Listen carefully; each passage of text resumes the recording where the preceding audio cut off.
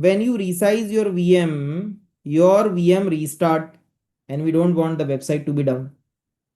So that's why resizing option doesn't work here. Scaling option works. Increasing the number of server option works. Because resizing existing. Is the auto scaling service chargeable? The good thing is it is free. The virtual machines are chargeable. Whatever virtual machine it is creating, that is chargeable. It is related like a server reboot. Correct. It requires downtime. Now, my dear friend, see, horizontal and vertical, in this, everyone is not that much comfortable.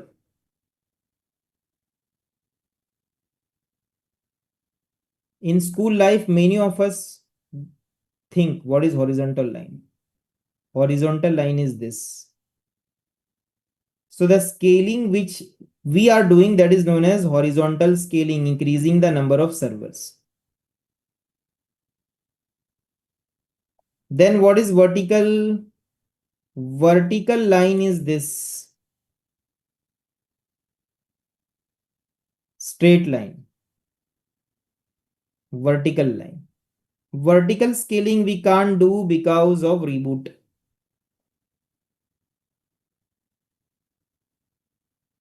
Getting the point, my dear friend? Now, coming to after scale out, coming to scale in, meaning just by creating the scale out policy, it will not work. Let's see about scale in.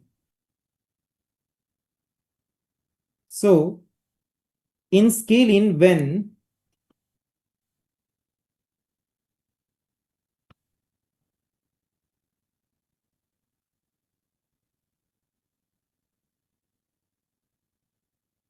when the average CPU of all of the VM is less than 50% for 5 minutes,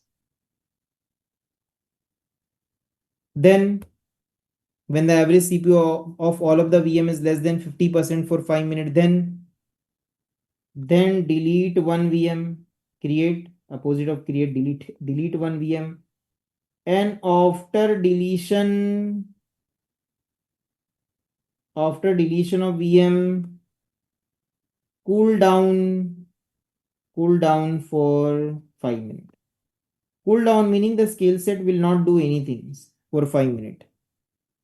Cool down. Don't just go next to next, delete all the servers. Wait.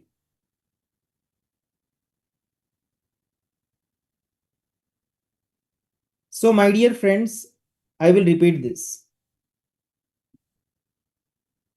So, why do we need auto scaling?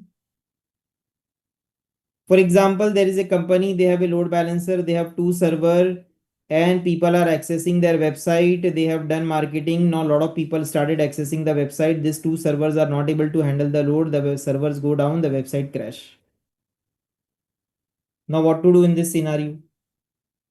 Option 1 is you go and create the server manually and put them into the load balancer before marketing, and after marketing, then go and delete the server and remove from the backend pool of the load balancer. This is manual option.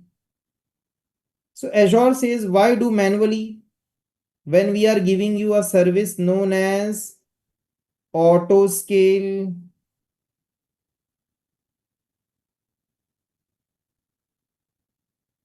Auto scaling.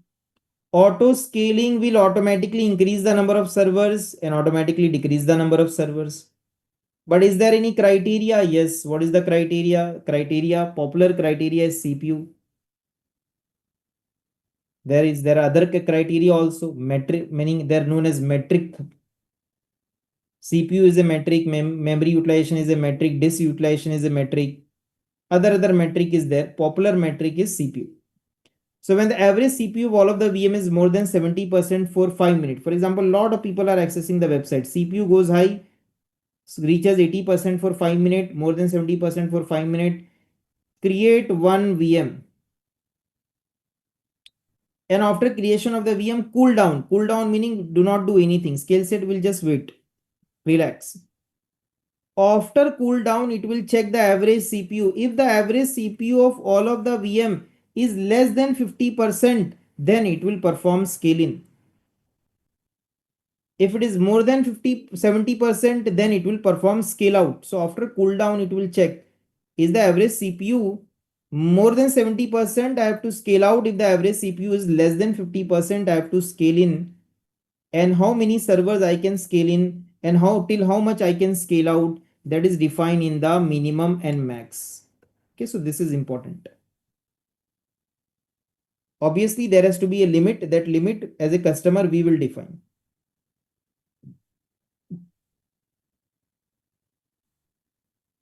So will it delete in phase manner? So I hope the point is clear. It will delete, then it will go and check, is the average CPU less than 50, then it will delete. After cooldown, it will check if the average CPU more than 70, then it will create. And it can delete up to the limit of minimum. Beyond 2, example here minimum is 2. Beyond 2 it cannot go, and beyond 10 it cannot go. If we put this limit. Is it only the VM or other resources also deleted? VM and all the other resources are deleted. What if CPU is continuously high for 30 minutes? CPU is continuous high, fine, no problem. See, CPU is high for 5 minutes now. Servers are created.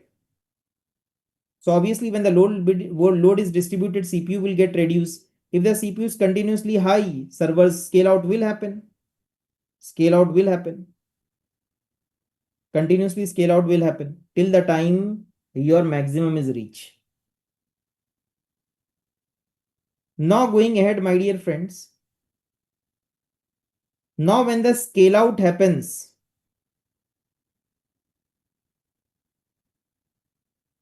can we pause this service after configuration? So if we require, then only we can start. That facility, it is there when we create the scale set. That facility, meaning you have the option auto scale, manual scale. That facility they have given. It is in your control. It is there in the policy. So policy is the heart of the scale set. So we will come to policy and we will create the policies there, or they have option available. Now, what is the benefit to create auto scale? Benefit of auto scaling is if you don't go for auto scale, then you have only 2 servers. If you are doing marketing, so many people are accessing the website, your servers goes down, website crash. So the disaster happen. Now in your mind, it come, yeah, 2 servers are not enough. Let me go for 20 server. 20 server you create. And you are paying for 20 server, but they are underutilized.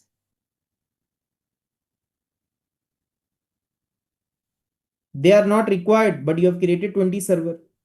You have to pay for that. But the beauty of auto scaling is depend upon the requirement the server is created. And if the server is used for 1 hour, only for 1 hour you have to pay. And when the server is not required, when the CPU is less, utilization is less, the server is deleted. See, this facility is not available even in on-premises. Nowhere. On-premises 2 servers, we have third server we create, then we delete. What we will do? This facility is available in cloud environment. How much you use, that much you pay. Are you getting the point, my dear friend?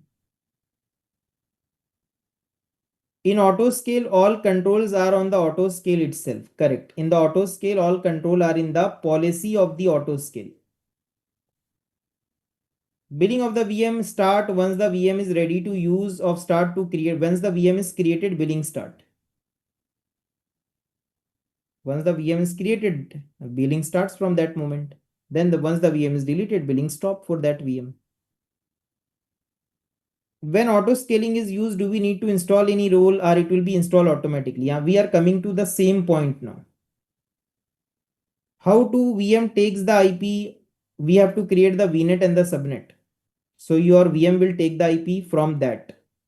That when we create the auto scale, we will see. It deletes VM or stop the VM, it will delete the VM. It does not stop the VM. Now, my dear friend, here, when let's take a scenario to understand a concept. VMware gives this option or not. See, I'm not a VMware expert. We need to ask Broadcom, the father of VMware now. So, anyways, we don't need to compare Hyper-V or VMware here or AWS here. We will focus only on Azure. But anyways, I don't know the answer. How VM name and domain joining will happen? See, for that for all that questions, the answer will come. You have to focus here.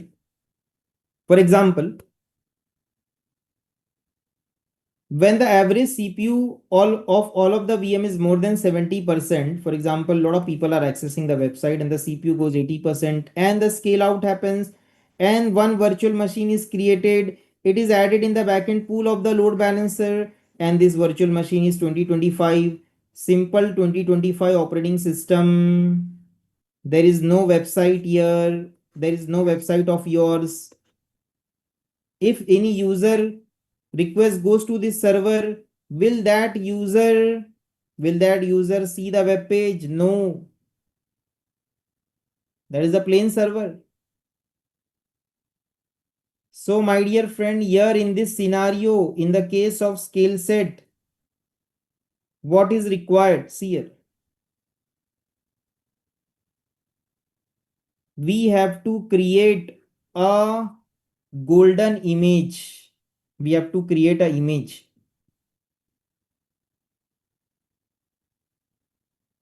So image means from that image multiple VMs can be created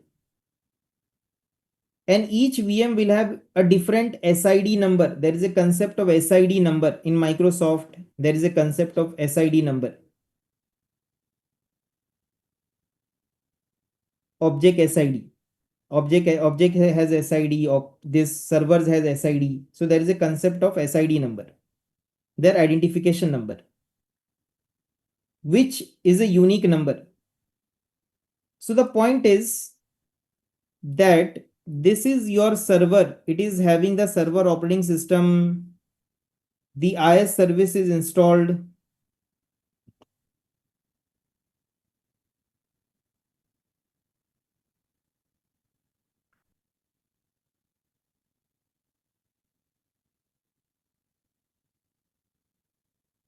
Okay, so the IS service is installed and the website code is there. The IS service is installed, the website code is there. So in this case, we want the server to be like this only. We want the server, all the server to be like this, meaning 2025 operating system, IS service, website code, like this only. And this server is having the OS and the data disk. So all the servers should have the OS and data disk.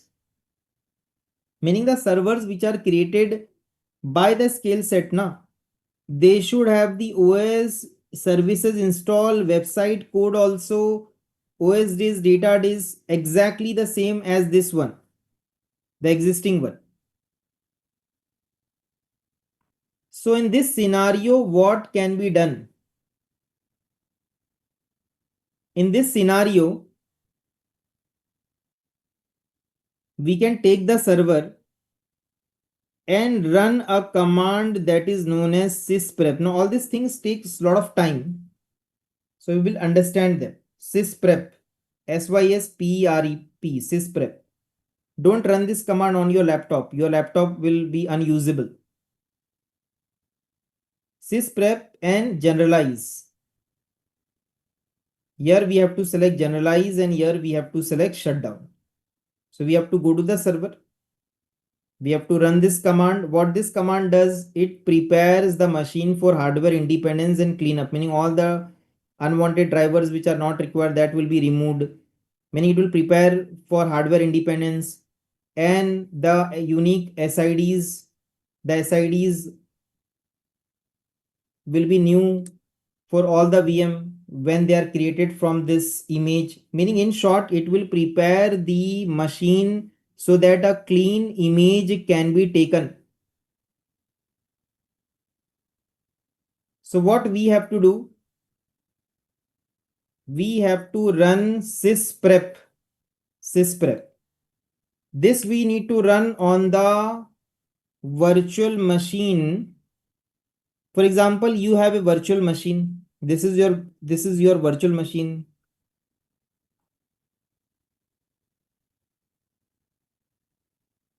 And this is having this operating system. This iServices install website code is there.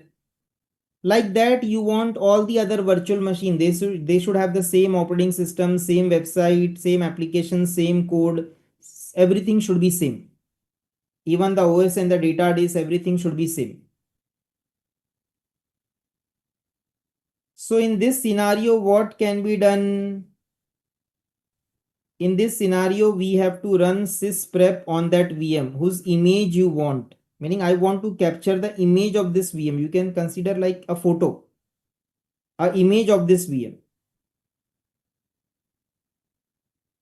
And after running sysprep, then we have to go to the VM and we have to click on capture image, and the image will be captured. It takes a lot of time. The image will be captured and the image will be put in image gallery. Image gallery will be created and your image will be put in the image gallery. That image which is created now, that image we need to give to the scale set so that the scale set can create the VM from that image. And from the image, when the VM is created, it will have the OS, the website code, and application OS disk, data disk. Meaning in the image, everything is captured. OS disk, data disk, everything in single image is been captured. The complete application, everything, meaning complete OS, data disk, IS service code, everything is captured in the image. But data in the image will be old. Old means, my dear friend, how it will be old? You have the website, current website which is going on, you have a server on that, complete your website is there. That image you have to capture. Now, there is a difference between snapshot and image. Think. Can you find the difference between snapshot and image? How it will assign IP to this VM? Automatically it assigns. That we will discuss. VNet and subnet is created.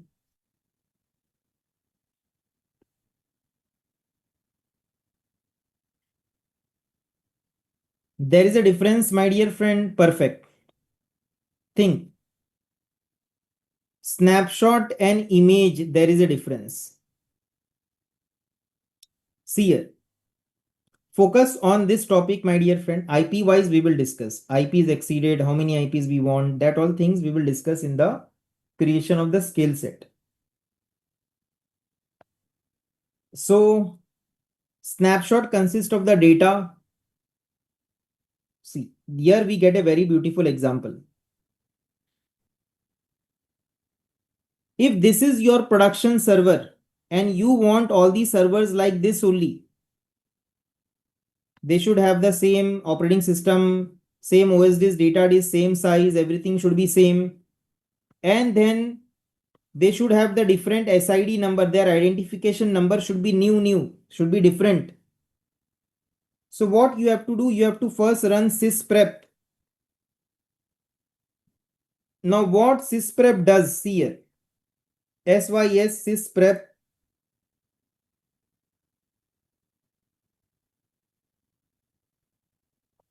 What sysprep will do? So in Azure, sysprep is used to generalize the Windows VM, preparing it to be used as a template for creating new VM.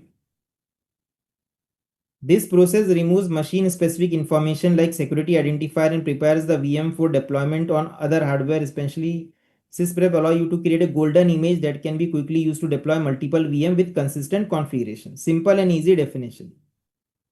Meaning in today's world, we don't need to read blogs also, yeah. Are you getting the point? Meaning the blogger and that business and that advertisement, that's all reduce. So that means every business has a life. What if site is under development? We can't think about that much. We are focusing on auto scaling, my dear friend. Site is under development, are going on. Then actually software developer will be required in your case, in your question. But I think I can think what you want to say, that what if my image is continuously changing, my software developers are creating the image continuously. Do you want to say this? My website is continuously getting created. Today there was a contact button, tomorrow there was some other page. No problem, na? In the scale set you have the option, you can change the image. The scale set is connected to the image gallery and you can change the image, and then you can pass it to current VM and existing VM, but you should have a downtime for that. Now in scale set option is there where you can add the new image. Now coming to our point, coming to our discussion. So sysprep does this. So what we have to do, we have to run sysprep, but there is a problem that if you run the sysprep on the VM, because first you have to run sysprep, then you have to capture the VM, capture the image. So if we run sysprep on the production VM, then what will happen? If we run sysprep on the production VM, then what will happen? This production VM will become unusable. So sysprep, if you run on any VM, that VM becomes unusable. Are you getting the point? Unusable VM after sysprep. So that VM becomes unusable. So my dear friend, should we run the sysprep on the production VM? No. Then what we should do? See here. Here you can use the concept of,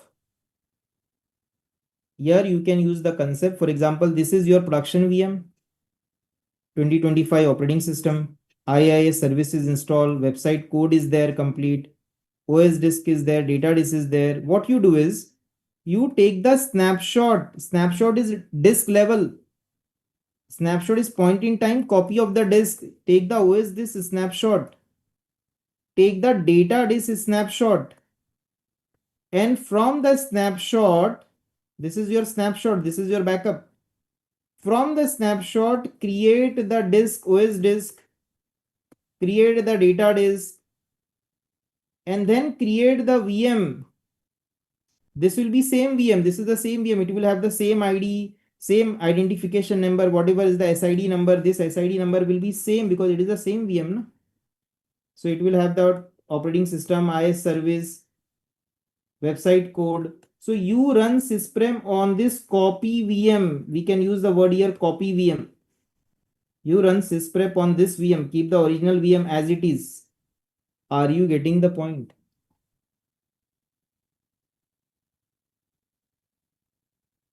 So snapshot is disk level. Snapshot is of the same VM. From the snapshot, when the VM is created, it will have the same SID, same content, everything will be same. See, if we run, this is our, I'm repeating this is our production VM. If I run sysprep on this VM, then what will happen?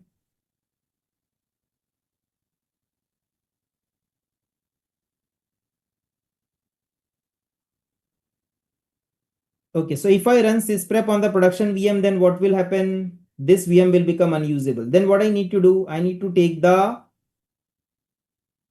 what is recommended that you do this, you take the snapshot, and from the snapshot, take the snapshot. Snapshot is disk level. Take the snapshot, from the snapshot, create the disk. This is the same VM, you got it here, and run sysprep on this VM. Simple. Now, once you run the sysprep on this VM, then you go to that VM and you click on capture image and capture the image, and that image will go into the image gallery. Okay. And then from that image, the scale set will create the VM. That VM will have the operating system, the IS service, the website code, the OS disk, data disk, everything will be there. Are you getting the point, my dear friend? OS disk, data disk, all the application, whatever is there, whatever you want, that all things will be there, and SID number will be new. So it is like a golden image is created. From that image, you can create multiple VMs and they will have new identification number. Snapshot is not like that. Snapshot, from the snapshot when the disk is created, and from the disk when the VM is created, that VM has the same ID SID number of the actual VM. Because a snapshot is, you can say, it can create a copy of the VM. If the VM is deleted, snapshot can be used to create that VM again, the same VM again. SID numbers will be same. But here, my dear friend, images will clean up everything. Whatever in the backend is required, it will clean up. Like SID number, it will clean up and it will give new SID number for all the VMs. So each VM will be unique from each other. Okay, now how it will be taking names of the VM as IP can be arranged. So free IP name it takes automatically. When we create the VM, we will get an idea. An IP address also, that we have to decide what VNet subnet we have to give, that we will discuss. Then so post sysprep, the VM would be deleted. Correct. What is SID number? SID number is a Microsoft unique number that every operating system has. That should be unique. Okay, if the same, for example, two servers are there, if they have the same SID number, and if you join them to the domain environment, they will lead to conflict. Now, what is domain environment? What is SID number? See, for that, if you have time, you have to refer something known as, today only I took this topic, infrastructure master, RID master, SID number, FSMO rules, multi-master, meaning this is today's first topic. Anyways, it's all related to system administrator. We have to leave it on them. Okay, now coming to the point, I might have missed some question. You can put it again.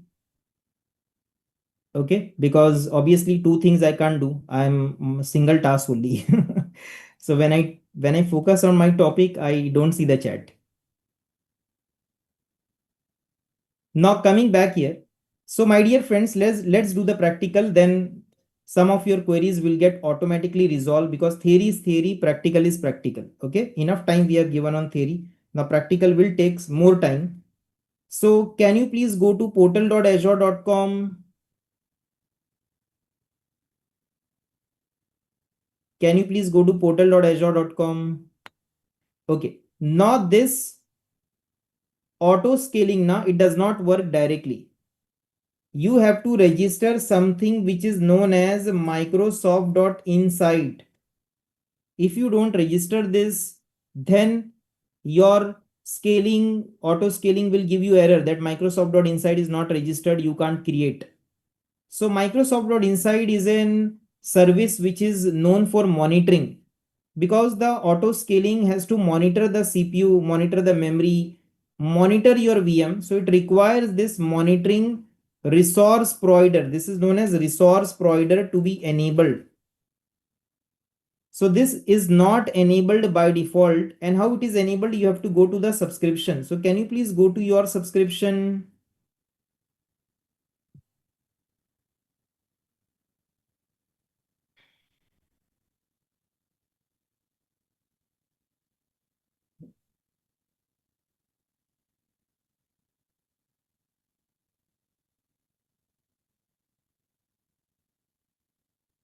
Okay, are you on this page?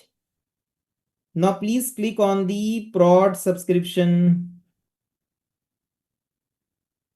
My current cost charges are very less. So that means if I get the credit, I don't have the credit, I'm using pay as you go, then I can utilize it for a long time. But anyways, credit is only for 1 month. And that too we will discuss, because most of your subscription will be ending state, right? Click on the subscription and how many days are left? Because that too we have to discuss now, that what you will do. Might be it will work for you for the next session, might be this your current account might not work for you for the next session. So are you on the subscription, my dear friends?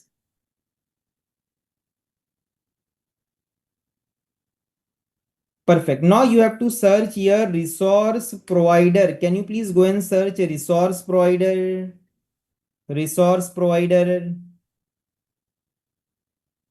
And please click on resource provider. Have you click on resource provider?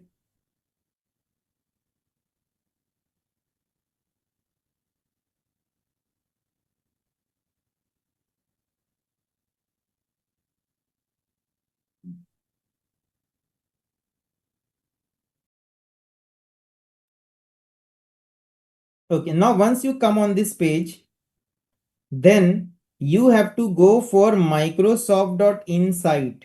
You have to search for Microsoft.insight. So can you please click on Microsoft.insight and click on register. In my case, it is registered. Huh? In your case, it will be unregistered. So can you please go and click on register? I can see re-register. Now you will see register. Just click on Microsoft.insight and click on register, my dear friends. And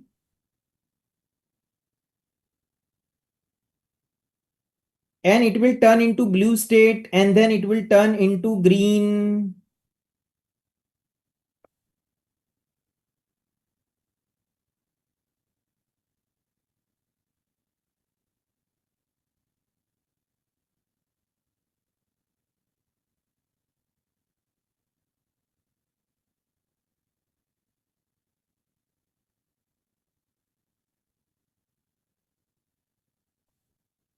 Done, my dear friends. Have you done this? Now I have shared in your group two images. It is showing registered. That's good. Mine showing not registered. Repeat subscription registering is going on, going on, going on. Okay. See, you have to click on the subscription, search for resource provider. You have to search for Microsoft.insight and register it. By the time we have some time, by the time it is getting registered, we will utilize the time. So these two images I have shared with you in the group. Option number one, this is the best option. My account will get suspended after, meaning my account will get, you can say my 30 days free trial will get completed. 5 days are remaining. Now what to do? Create a new account using new email, new phone number and new card. Are you getting the point, my dear friend? New email, brand new email, new phone number which you have not used in Azure before, and new card. If you use any one existing, then you will get an error. You are not eligible for free trial. That error, we can't do anything. That means you are registered in the database. You have match in the database and they are not allowing you the free trial because they want to allow the free trial only for new person. So new email, new phone number, new card, meaning you are a new person. Have you got this point? Option number one. I have a new card, but can I use same number? No, my dear friend. Use anyone's number, no? Just while creating the account, you have to put the number for identity verification. Okay, now the next thing is I have extended my subscription for a month. It's free. Extension part, because one message I have got about extension, but that was not for then I replied that it was, then I asked some photos and then we discussed that it was not for portal, right? Because anyways, if you have got from the portal, then it's a new thing. Because it was for some Office 365, something like this. Okay. Now, only ICICI card will work. No, Kotak, ICICI, Standard Chartered, any bank debit card will work. For me, showing 17,000 rupees, fine. Rupee you can try. RuPay you can try, but UPay chance is less, but you can try. But MasterCard, Visa card, they work. Now, see here, if I hope you are able to see this, right? New email, new phone number, new card. New email, new phone number, new card. Okay, have you understood this? Can we go ahead by the time it is getting registered? Okay, now the next thing is, if someone says that I am not able to go for I'm not able to go for the free trial. I don't have the card. I don't have the phone number. Phone number is fine, but I don't have the card. What to do? So you can do one thing. For example, you do not have a new card to go to option one. You can upgrade your current subscription to pay as you go. While upgrade to pay as you go, you have to carefully select basic or no support plan. If you select any other support plan like developer, you will be charged. After upgrading your subscription to pay as you go, when you are creating VM, select spot tick box means create spot VM, so you will be charged less. See, when you are creating the virtual machine, there is a spot option. Spot option meaning when excess capacity is available, it is given for very less cost. You can try spot option. Sometimes it works and sometimes it does not work because it depends upon the capacity. Okay, this is spot option. Spot option charges are very less. Then disk, standard hard disk. These two things you can do to reduce the cost. Okay, and after practice, delete the resource group immediately. And when the bill come, you can do one thing. You can go to help and support and you can request Azure to waive off the charges. So that I have put, it is for those people. See, option number one is the best. But obviously, if you cannot go for option one, number one, then that doesn't mean you will stop your practice. See, I'm using pay as you go. I'm using pay as you go and my charges are so less. You have seen my charges are less. Why? Because I create the resource group, I do whatever I want, and then I immediately delete the resource group. What help desk you will help for any Azure solution? What help desk who will help for any Azure solution? Our solution will be free. See, that technical support is chargeable, na, my dear friend. Technical support is not free. They have a technical team. They have to give salary increment, bonus. The technical support plan is chargeable. For any technical support, you should have a technical support plan. You can try for free. Copilot is there. That was not there previously, but now everywhere Copilot is coming in Azure. You can have a discussion with Copilot. Okay, by this time, is it done?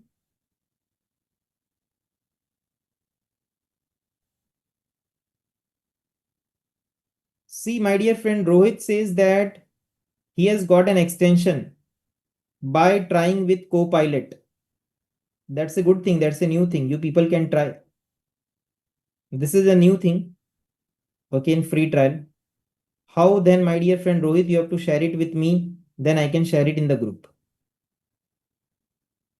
Okay, so is it done?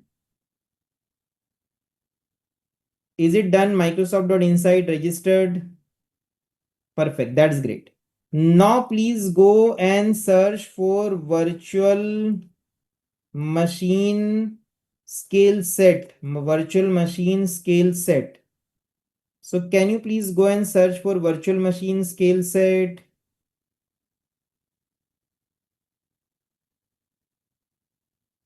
Can you please go and search for virtual machine scale set?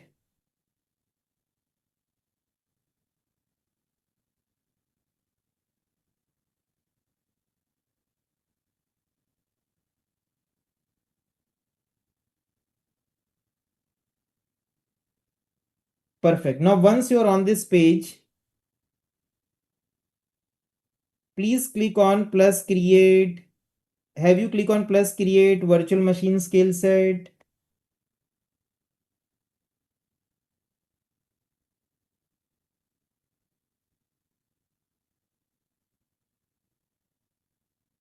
Okay, now once you, I will repeat this. I got a message for repeat. So you have to search, you have to go here, search virtual machine scale set and click on plus create and you will come on this page. What is the use of Microsoft.insight? See, virtual machine scale set, this service needs to monitor the CPU, of the VM. So this monitoring ability is enabled using Microsoft.insight, that is the resource provider. If you don't enable that Microsoft.insight, then the monitoring ability doesn't work. The monitoring services, Azure Monitor also, it will not work. Now Azure Monitor will come in upcoming lecture. So which can monitor most of the things, like for example, server shutdown, you will get an alert. CPU of the server goes high, you will can get an alert. Memory goes high, it will give you alert. Load balancer, one of the server is down, unhealthy. In load balancer can give you alert using Azure Monitor. So that all monitoring services require Microsoft.insight. So they are known as resource providers. So my dear friend, how we come to know, when we read the documentations, we come to know in the documentations, they normally mention that this you have to enable, or when we get an error, in the error, it is clearly mentioned. If some of you who have not enabled Microsoft.insight properly, you will get an error. In the error, it will be mentioned that Microsoft.insight you have to go and enable in the resource provider. Are you on this page?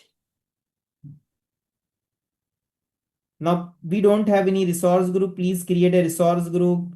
Resource group IT prod Central India, whatever name you want, you can give. Have you given a name? Have you click on create new? Have you given a name?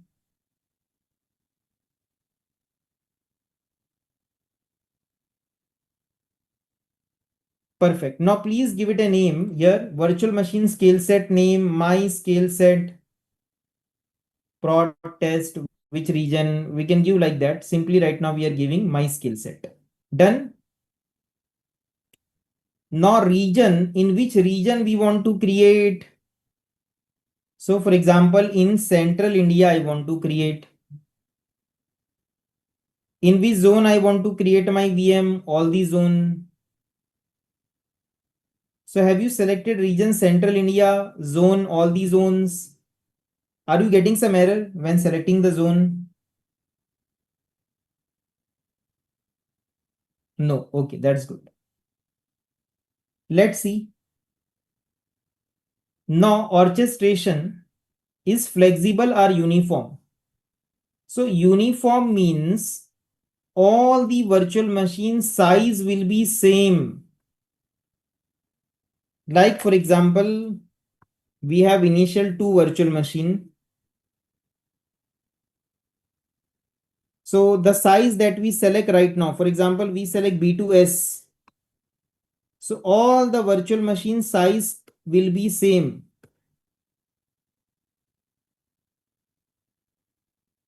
All the virtual machine size will be same. That is uniform. So if I want to change the size of the virtual machine, then you can go to the scale set. You go to the scale set, and in the scale set you go, and then you select the size, like for example, B4S, example, any other size. Then your VMs will restart. You need to have a downtime. Then all the VMs will have the same size B4S. That is uniform. But in flexible, they give you option that one VM can be B2S, other VM you can go and change it to B4S. B4S is just an example. Meaning you can have different size of VMs. That is possible in uniform. So we will go for, sorry, that is possible in flexible. We will go for flexible. Now we got a question, zone 2 and 3 are supported for B2S. Right now, if it is not giving you error, then you can select, my dear friend, no problem. What about region selection? Region, in the region in which you want to create your VM, which is near to your business, which is best for your application, that region you will select. Here we are selecting Central India. If suppose the particular size not available in that zone, if the size is not available, then it won't create. But mostly now in free trial, we are getting all these errors. In pay as you go subscription, we normally don't get errors. Otherwise, people will not use Azure for business. The errors that you are getting is in free trial. Zone 1 not supported B2S. So untick on zone 1, my dear friend. The size is not available in zone 1, 2, 3, zone 2 and 1 are supported. So whoever is getting the error now, according to the error, select the zone. Are you getting the point? Like my dear friend, in your case, it is a clear message. This size is not available in zone 1, 2, 3, zone 2 and 1 are supported. We just need two zone. Even one zone will work. We can work on bare minimum. So zone 1 and 3 are supported. So select zone 1 and 3. Selected. Okay. Now keep this security type trusted launch. Scaling mode, we will keep this manually. Auto scaling, we will see when we create the scale set. So keep this scaling mode manually. Instance count is how much? 2. This we have to change. See, in this session, if you get an error, then you have to stop and see what is happening, because errors can happen, and errors happen, issues happen sometimes because from the Azure side it can happen because we have a free trial. Other is sometimes when we do not do the lab properly. And in this, it will be challenging to go back and check. It's a big session itself. Now, instance count is 2. We have a problem here. The problem is that in each region, we have limit of how many core? 4 core in each region and 3 public IP. So I want to show you auto scaling, meaning if I create two servers of B2S to do core, my limit is reached. I cannot show you scaling, meaning I want to show how to increase the number of servers and how the servers automatically increase and automatically decrease. So what we will do is we will just go for instance count 1. Can you change to instance count 1? Previously when I was using the size DS1 V2, DS1 V2, 1 core and 3.5 GB RAM, then we were creating two machines and then from 2 to 4. But they have restricted that DS1 V2. Now we have B2S. So in B2S we are limited. Fine, we don't have any problem whether it is 1 VM, 2 VM, 5 VM, 10 VMs. We just want to see the concept of auto scaling. So what we will do here is minimum 1. What we will have is minimum 1, and in our lab maximum 2. This settings we will do minimum 1 and maximum 2. So have you put instance count 1? Perfect. Operating system Windows Server 2025.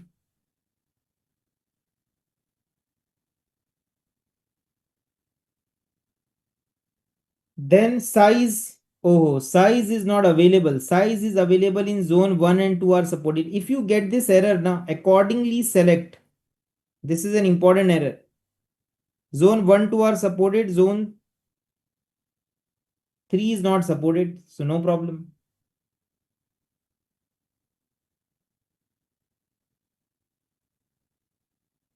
Are you getting an error? Try to solve that error. So please try to solve that error according to the error. Please try to solve that error. Is there anyone who is not able to create in any zone?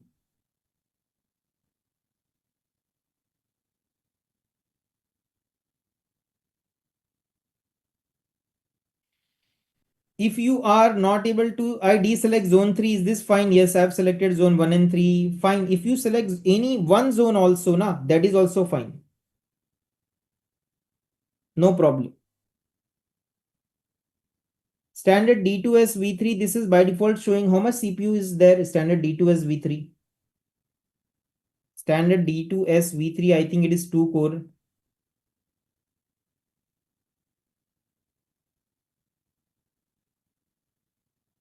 Core and memory. 2 core and 8 GB RAM. Fine. It will work. So my dear friends, now anything with 2 core and 4 GB, 8 GB RAM will work, and the instance count should be 1. Instance count should be 1. Okay, now can you please go? We are not selecting metric. We have to select that. First, we have to create the skill set, then we have to create the policy, and the policy metric is there. ARM64 is not supported for selected image. Fine, we have to just ignore that. That is the backend architecture. So, are you on this page?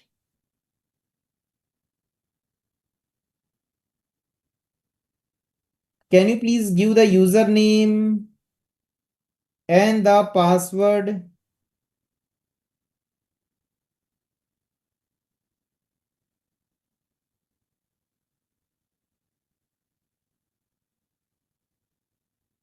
Have you given the username? Have you given the password?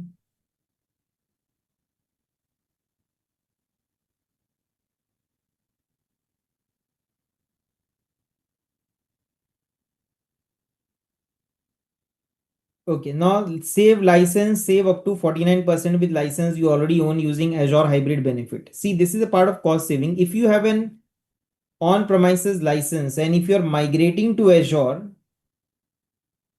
and that license you have with software assurance, then you can take care. Azure will not charge you for the license.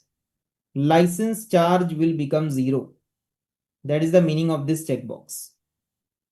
So if I take you to the Azure pricing calculator, here it is for those people who want to migrate to Azure. Here, for example, if I take you to the pricing calculator, here license charge is there. Whatever is the license charge, if I say Azure hybrid benefit, license charge will become zero. VM become zero. Why VM become zero? Let's see. If you don't see this option, fine, but I'm just taking up a VM. License charge is this much. Azure hybrid benefit license charge becomes zero. So it is for those people who are migrating to Azure.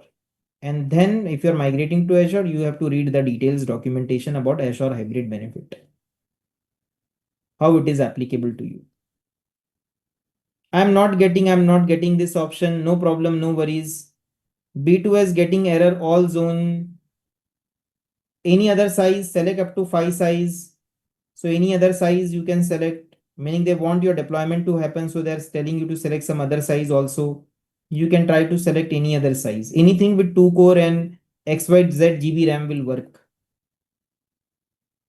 So are you done with this page, my dear friends? Are you done with this page? Let's cross check. Okay. So skill set resource group we have selected, skill set name we have given, region is Central India, zone, any one zone also, even zone 1 or zone 2 or zone 3 will work for this lab. Then orchestration flexible, security type trusted, scaling mode, keep it manual only and keep it 1. Then we will change after creation of the skill set, we will change it to auto scaling. Then image Windows Server 2025, size B2S, any other size with 2 core, 4 GB, 8 GB RAM will work. Username, password. Can we change these settings? You can change these settings.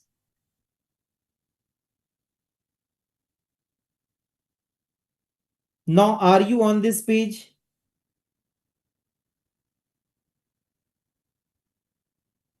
Now, please click on the next, that is Spot. Spot we don't want. Spot meaning anytime Azure can take your VM back, and it is good for those kind of workload which can handle interruption and downtime, because Azure gives you to create the VM at a very high discount rate, 90%, 80% discount as compared to pay as you go price.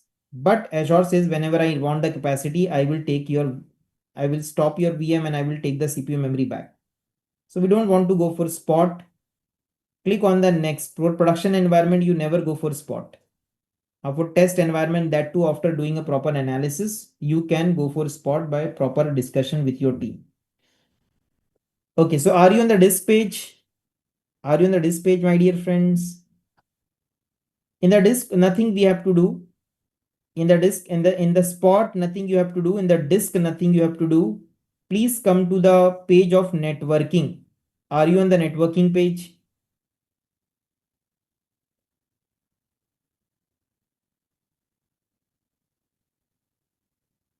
Now, once you come on the page of networking, before going ahead, I got a message from Ganesh that I am facing some problem. So, my dear friend, we will make you the host. Please click on the green button, share button.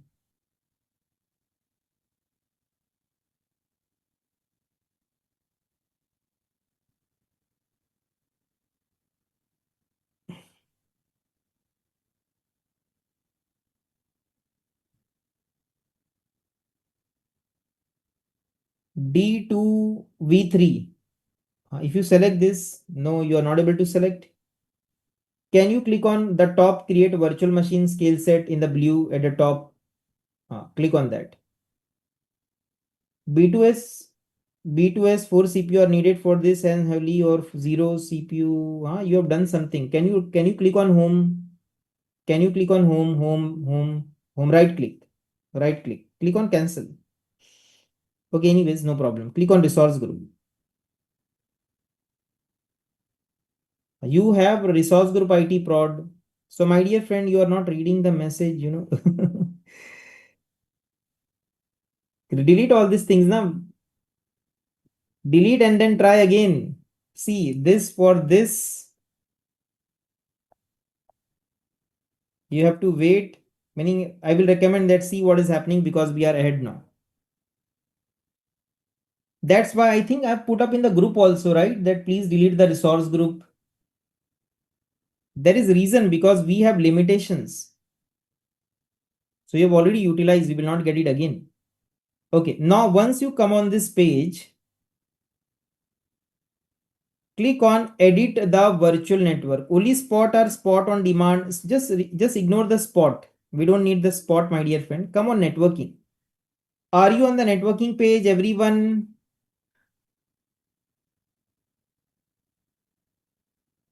Now click on the edit virtual network. Please go ahead and click on edit virtual network. Have you clicked on edit virtual network? Are you on the page of edit virtual network?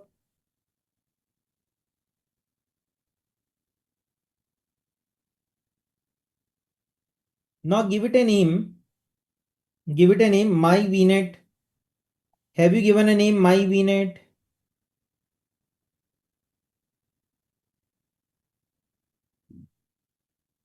And keep this range as it is. We can use, let's use 170 to 16 today. So we will keep this range as it is. And if you want to change the subnet name now, then click on this button, this pencil button. Do you see the pencil button here?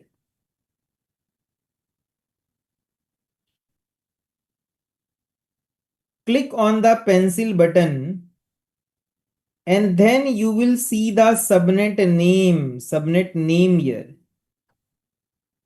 And you can change the subnet name to my subnet. So have you changed the subnet name to my subnet?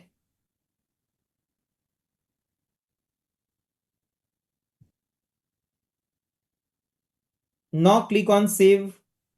There is a save button. You have to click on that. And then there is a save button, save SAV. You have to click on that. You will come back on this page. Are you back on this page?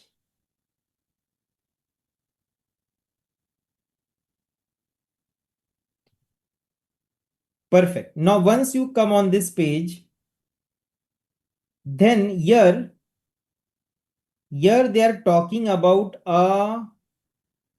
can we take 190 to 168? If you want, you can change, no problem. Now here they are talking about the NSG. So do you see this in the network interface? Do you see this pencil icon?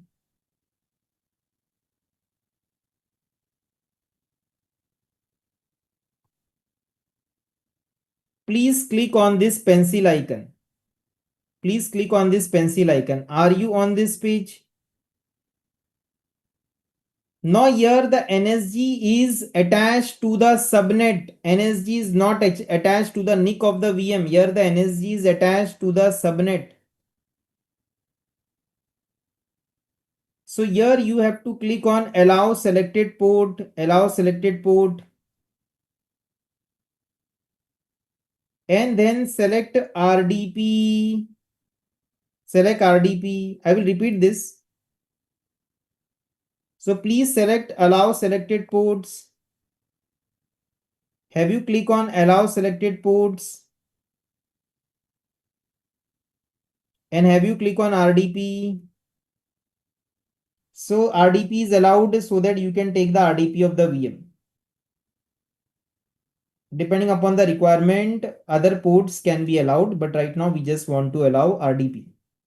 It is showing network interface. It means here the NSG is for the entire subnet. This NSG is for the entire subnet. It is showing like this, meaning it is showing like a network interface, but the NSG is attached for the entire subnet.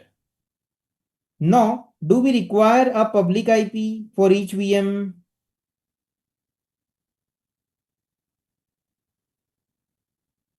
See, option 1 is we can say yes, we require a public IP. If we say no, then we can use the load balancer public IP. Are you getting the point? Right now we will keep it yes, we don't have any problem. We don't have any limitations also. We will not get stuck also because only one server, one public IP, three public IP is the limit. We don't have any problem. But if you have multiple servers, then it is good to disable it. Okay, and use the load balancer public IP. In the load balancer, you have to create inbound rule, outbound rule. Okay, because load balancer it will create now. Now click on the OK button. So keep it enabled. We don't have any problem. Public IP limitations is 3. We don't have any problem with that also. Okay. Now I will repeat this. See what we have done after going to the networking page. Please have a look. We click on edit virtual network. If required, we can remove later. If required, you can disable it after the skill set is created. Now edit virtual network. Then what we did is we click on this pencil icon. We click on this pencil icon. After clicking on this pencil icon, we have changed the subnet name, the name of the subnet to my subnet. Then we click on save. Then we click on save. After that, we click on this pencil icon and we have enabled, we have selected inbound port RDP and select the RDP, keep the public IP enable, public IP for each VM, keep it enable for lab. That is fine, no problem. But if you want to save cost, then you should disable it when you have a lot of VMs. Okay, so this we have done. Then okay. Till here we have done. Now load balancer. See scale set requires a load balancer. Option there is none. If you don't want, you can say none. But scale set requires, scale set says that because you have more than one server, normally when you go for scale set, when you auto scaling meaning multiple servers, so you require a load balancer. So here there are two type of load balancers. Now I got a message, my dear friend Altaf. I have repeated, but still you are facing problem. We will make you the host. Click on the green button, share button.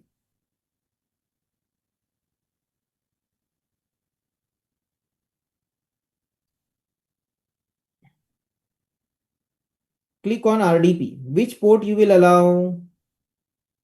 RDP. Perfect. Click on the OK button. That's it. Perfect.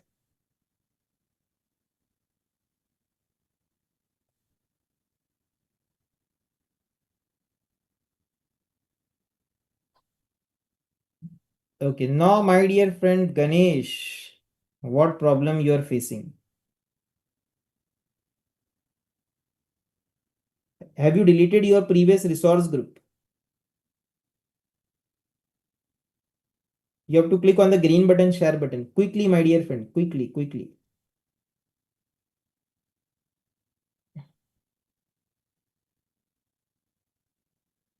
Okay, perfect. Yeah, you are in sync. Also, click on the edit and click on scroll down, scroll down, scroll down.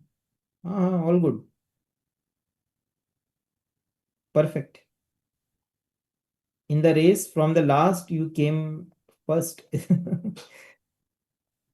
Okay, now the thing is here Azure load balancer and there is application gateway. See, application gateway is a costly load balancer. In the world of networking, application gateway is known as layer 7 load balancer. Application gateway has the ability, it is a load balancer only. It will be having backend pools, front end, backend pool, but it has the ability to detect malicious packet, meaning built-in firewall. Are you getting the point? Application gateway has a built-in firewall. It is a costly service. It's a load balancer plus firewall. So that is known as web application firewall, WAF. And obviously to configure that, a network understanding is required, but it has WAF inside it where we can go and we can select what we want to block, what we want to allow. It big database of packets and signatures are there, and then documentations are there for that. So is it possible to add both? No. Now, the next is this application gateway can perform URL based routing. URL based routing means what? For example, in the application gateway, you can have two backend pool. One backend pool, for example, for video backend pool. Video related servers are there here. And other backend pool in the name of image backend pool and image related servers are here. So here from the user, when they access, for example, the user is accessing your website www.cart.com/video. So this low application gateway can read the word video is there. It will send to the video backend pool. If the word image is there, /image, if the word image is there, it will send to the image backend pool. So that is known as URL based routing, meaning it can read the URL and it can forward it to the correct backend pool. Then it has an ability which is known as SSL termination. SSL termination. Meaning what happens in HTTPS website, when the website is HTTPS and on the servers the certificates are there. So the encryption happen end to end. So for example, here the server is there, HTTPS certificate is there. Encryption will happen end to end between the computer browser and the server. This puts a load on the server because it has to encrypt the packet, decrypt the packet. So a thing can be done that these certificates can be added here. Whatever certificate you take for your website, that can be added here through the application gateway. And between the user browser and the application gateway, the packets will be encrypted, HTTPS encrypted. And here between the application gateway and the server, it will be unencrypted.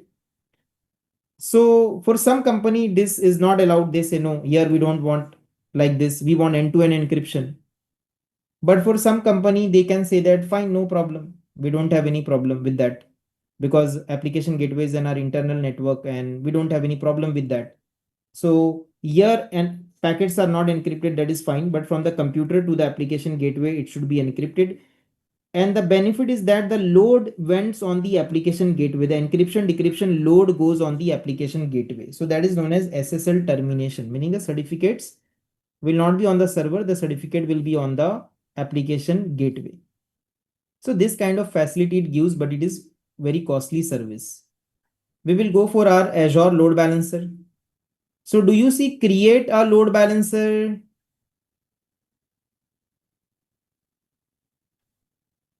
Do you see create a load balancer, my dear friend? Keep it default on Azure load balancer, which is a popular one.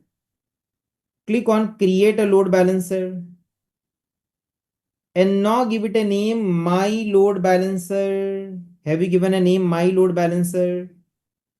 It's a public load balancer. We require here a public load balancer. So whatever radio buttons are there, now keep them default. Public, TCP, inbound, outbound rules will be created. Nothing we have to do here. Okay. So just keep it as it is, give it a name and keep everything default.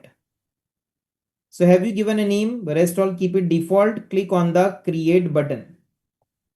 Done, my dear friends. Have you done this? Okay. If you are facing, I got a message. So if you are facing some problem, we will help you. Now, further our optional thing, nothing we have to do here. Click on review plus create. Now the policy, that is the heart of the scale set, that we will create once the scale set is created. So the important things that we want, we are done with that. Click on review plus create. Have you click on review plus create?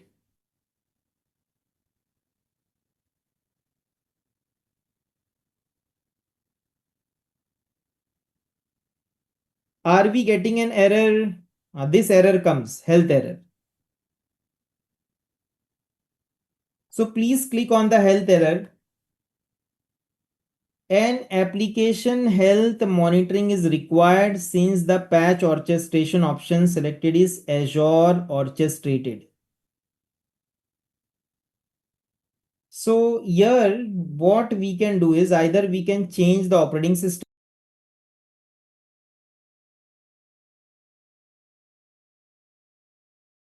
Either we can go and change the operating system here to other one, or we can, because we have not installed the service.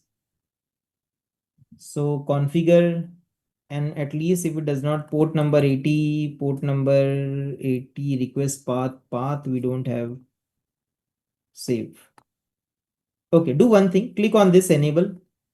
Instead of changing the changing any operating system, we will keep it 2025. Click on enable, click on configure, and port number 80 and request path is default website.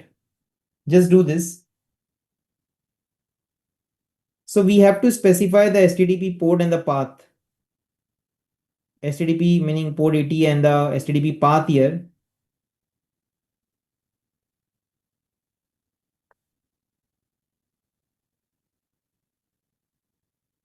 Now, what is the purpose of this, my dear friend? Can you please repeat about load balancer? Health probe, in the load balancer, health probe will be there. If it is not there, then we can check it out. How can we use start path, meaning the website in like www.atari.com/index.html, that. So we just we have to give slash, meaning the default path, the default page. Now this health monitoring, what it does, that it checks the service port 80 and it will check the website page. If it is not getting a response on port 80 and the default website page that we have given, we have not even given any website page. It can be given index.html like that, which we don't have. So we are not giving anything. We are just putting slash and going ahead. So if the VM is not responding, it will mark the VM as unhealthy. And then this can affect the VM. It can affect automatic OS updates or virtual machine upgrades. So for example, if the new image comes, then those VM which are unhealthy, which are marked unhealthy, it will not upgrade that image, meaning it will not upgrade that VMs. So it uses this funda to check the health of the VM. If the VM is healthy, it will upgrade that VM. If the VM is not healthy, it will mark them as unhealthy and do not upgrade the VM. So what we have to do right now is click on review plus create. Has the validation pass?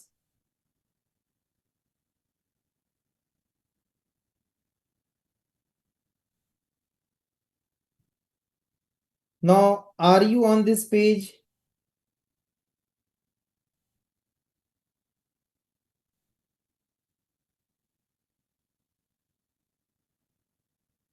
How the storage part come in picture in auto scaling? See, auto scaling is not for database. This auto scaling is for web servers. If you're talking about storage, you're talking about database. This auto scaling, this is not for database servers. Database servers are automatically the database people, they will handle them. So they go for scale up or scale down, or they have their own mechanism for database. This is for web server, because whenever you access the website, the web server is in front. The web application is in front. Then finally you do some transaction, then the request goes to the database. So this is for web servers. None option we have to select in load balancing. No. I think you have missed. Can you tell me the networking? We can tell, my dear friend, we will make you the host. And Chandra Prakash, you have to see on the screen, you have to select the middle option. There is none, then there is Azure load balancer you have to select. So Darshan, can you please click on green button, share button? I think you went for a break. You have missed from here. Click on edit virtual network. Click on edit virtual network. Go to networking. Go to networking. Now, what you can do is scroll down, leave the VNet and the subnet name, that is not important. Click on, please wait, one public IP needed for this compatibility, 0 remains Azure to meet your quota. Oh, you are also facing the same problem, buddy. You have not deleted your resource group. So you can't go ahead. Clearly, click on the home button, right click and click on new tab. Leave this page as it is. Go to the public IP address, go to the public IP, go to the search for public IP and see how many public IP you have.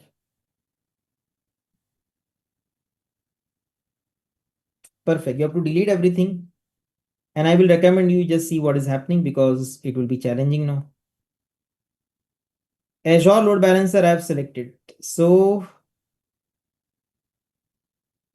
see now, if till here if you are not able to do now, then we won't be able to help, because now we have to go ahead. Now we recommend you that see what is happening, because we won't be able to go back and take the remote and create from the start. So Chandra Prakash, please click on the green button, share button.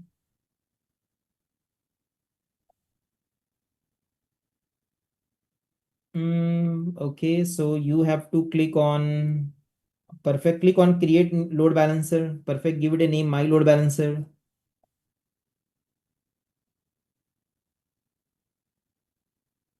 Click on create. Now click on review plus create. Click on create button. Just leave it as it is. Click on create button.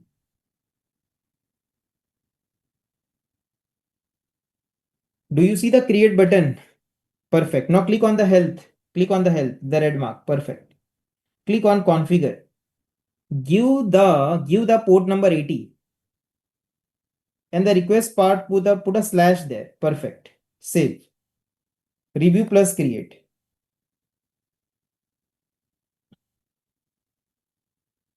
Now click on create.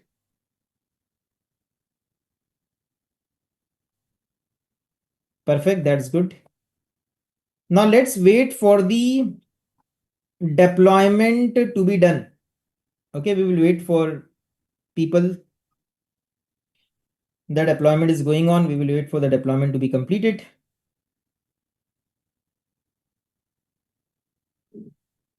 Now in this session, what we have to do, we have to put a dummy load.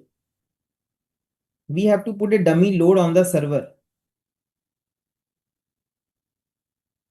So for that purpose, we have a software that is known as CPU stress software.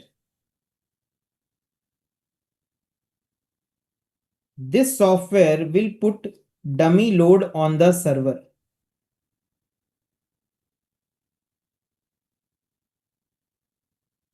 Because our focus is on auto scaling. In the real environment, load will come, CPU will increase. In lab environment, what we can do? Dummy software will increase the load of the server.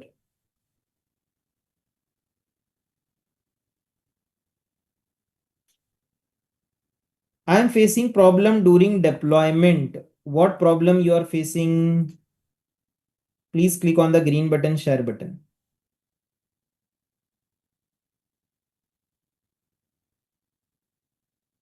Click on the error detail. Your VM size DSD is v3. Okay, you are getting this error now. Nothing can be done. Click on delete and you have to just see on the screen because Azure is not allowing you. If you want to try by yourself, you can retry. There is a delete button next to redeploy, download, delete. VM size error is there. In free trial, this kind of random errors can come. Now, my dear friend, here, once the deployment is done, can you please go to the scale set? Are you on this page, on the page of scale set?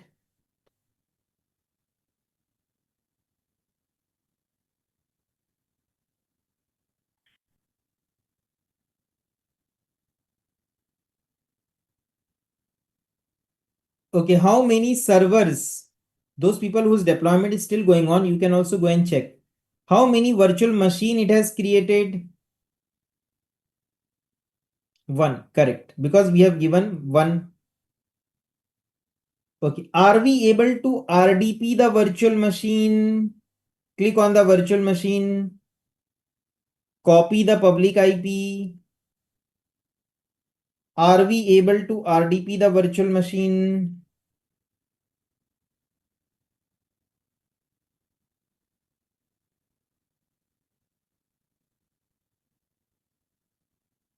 We have to mention the port number 50,000. No, because we have not disabled the public IP. So the VM is having its own public IP. Why VM is showing unhealthy? Because it is not a web server. It is a normal server. If we install the web service, it will become web server and then it will show healthy, which we don't want in this session. Our focus is on auto scaling. So we have told it to check on port 80. So that's why it is showing unhealthy, because port 80 is not open up on the server. So do we need to open up port 80 on this lab? No, we don't require a web server for this lab. In this lab, our focus will be on how the auto scaling works. How it took the name of the VM, it takes that automatically.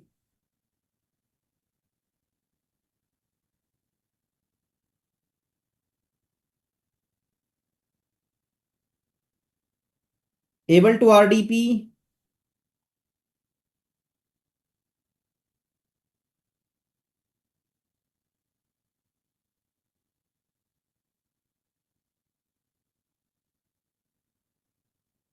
Okay, so the VM name, they have this pattern, my scale set hyphen. Can we change the VM name?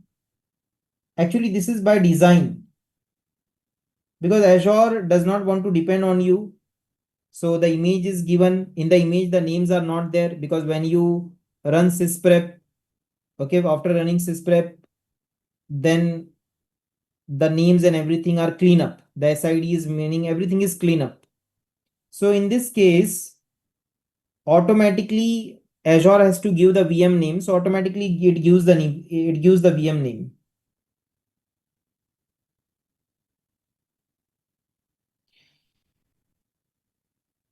So we cannot customize that VM name. That Azure says I need to create the VM on my own. So I will give the VM name. Outside VM name I can give. Inside we can change if we want from the OS. Unable to RDP directly, but if port number is mentioned, then yes. Then in your case, you have disabled the public IP and you are using the load balancer public IP. Can we create VM first and add in auto scaling? No, my dear friend. Meaning we have to leave it to auto scaling. Auto scaling will do everything. Meaning, can I create separately VM and add it to auto scaling? No. Auto scaling says everything I will take care. If while taking the image, the VM name is VM1 and then will it take the consecutive number? See, when you create this kind of sysprep, now in sysprep, it it does the job of cleaning of the VM. For that, you have to read the sysprep, that what sysprep does. Sysprep does with VM name. This image allows you to be deployed on multiple virtual machine, each with a unique name. So when you run sysprep, now it is a part of the sysprep that it does not keep the VM name. So option includes including the computer name. Okay. So that's why computer name is not there in the image. So skill set has to give. Able to access RDP with port number. Fine. Those people who are able to access the RDP with port number, that means you are using the load balancer public IP. Okay. Now, is there anyone who is not able to RDP?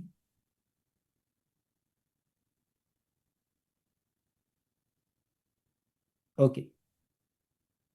So those people who are not able to RDP, can you copy the public IP address and type MSTSC and here copy and paste the public IP and put your colon and put your 50,000.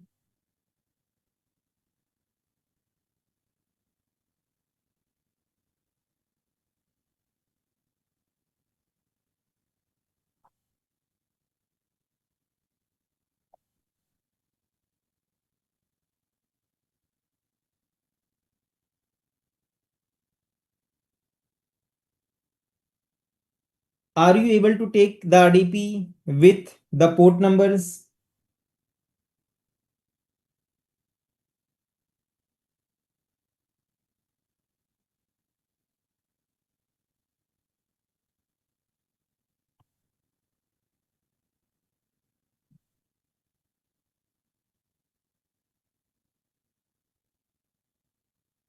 Perfect. Now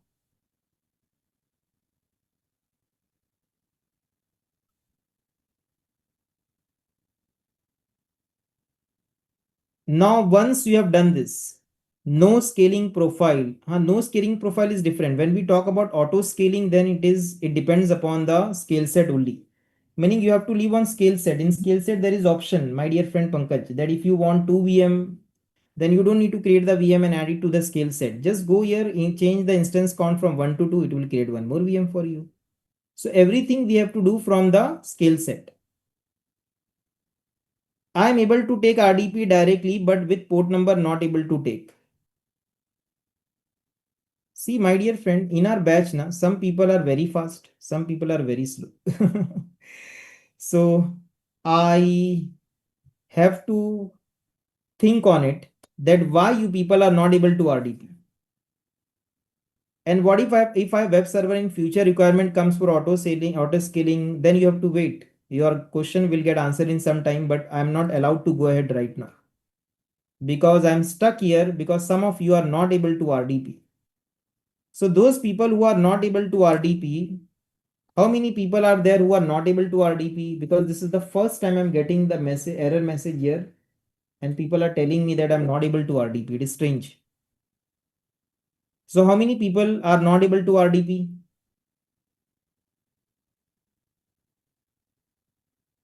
No one. That's great here. Okay, I'm able to RDP with public IP. Perfect. See, at the time of creation of the scale set, public IP enable disable option was there, right? So we have kept enable that we require a public IP for the VM. So we are directly able to RDP. You people might have said no. That's now you are using the load balancer public IP. Load balancer public IP. Now the public IP which it is showing to you is not your VM public IP. It is load balancer public IP. So using load balancer, you have to give load balancer colon port number. Okay. Anyways, let's go ahead. Now virtual machine we are able to see. Now can you please go and search for load balancer? Can you please click on load balancer?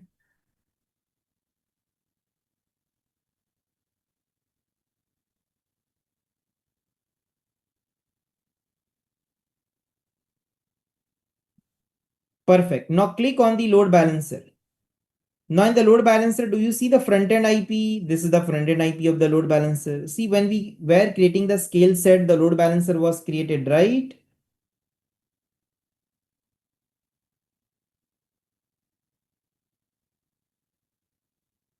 So this is the load balancer public IP. This is the backend pool. Those people who are using the port number, na, your VM does not have its own public IP address. It is using the load balancer public IP. This is the backend pool. Only one VM is there. Health probe. Health probe is there on port 80. It is created. Load balancing rule is also created on port 80. Even inbound rule is also created. Inbound NAT rule is also created. Meaning I can use the load balancer public IP and the port number to take the remote of the VM. But I don't need in my case because my server is, my VM is having its own public IP. Now, can you please go to the VM and enable the, open up the internet edge browser. So that inbound NAT rule it creates automatically by default. Are you able to access the internet? Are you able to access the internet? See, our VM has its own public IP address, so it is able to access the internet, correct?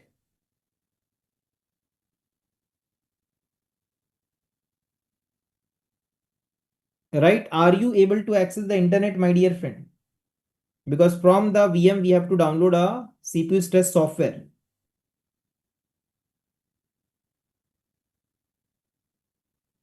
That's good. Is there anyone not able to access the internet?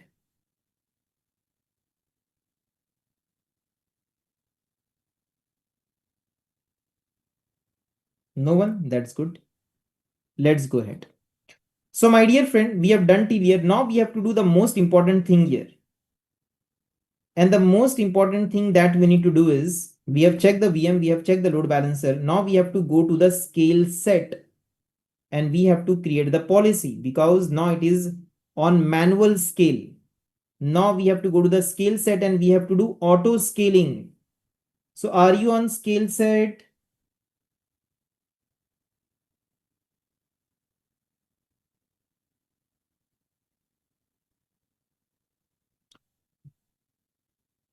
Now click on the scale set. Have you click on the scale set?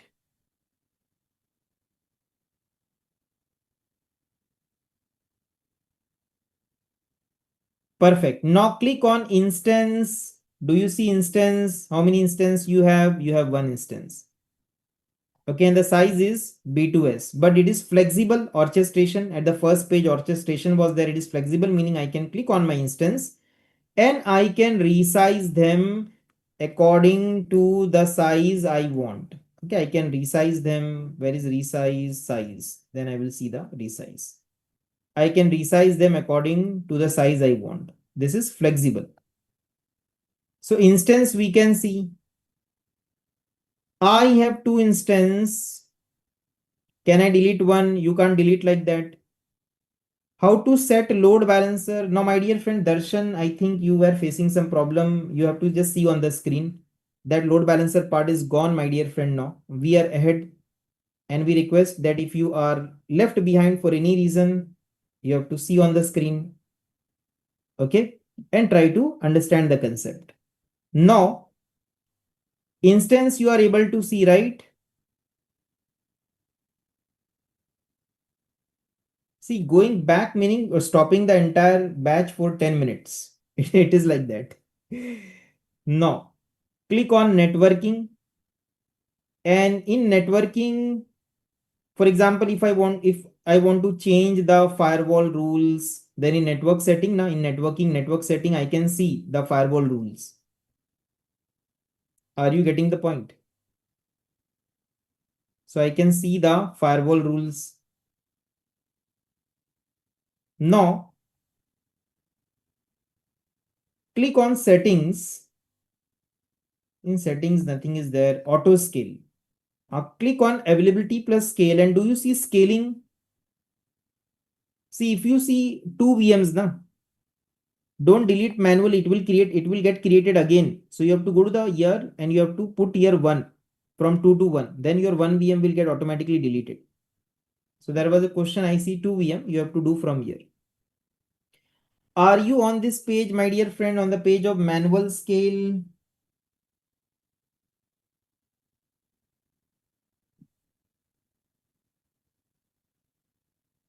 So do we want manual scale, maintain a fixed instance count, or we want auto scale?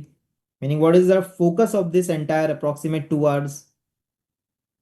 Is we want auto scaling, correct? So from here, you have to be careful, because from here, if you make mistake, your auto scaling will not work and your 2 hours plus investment will be wasted. So is your complete focus here, my dear friends?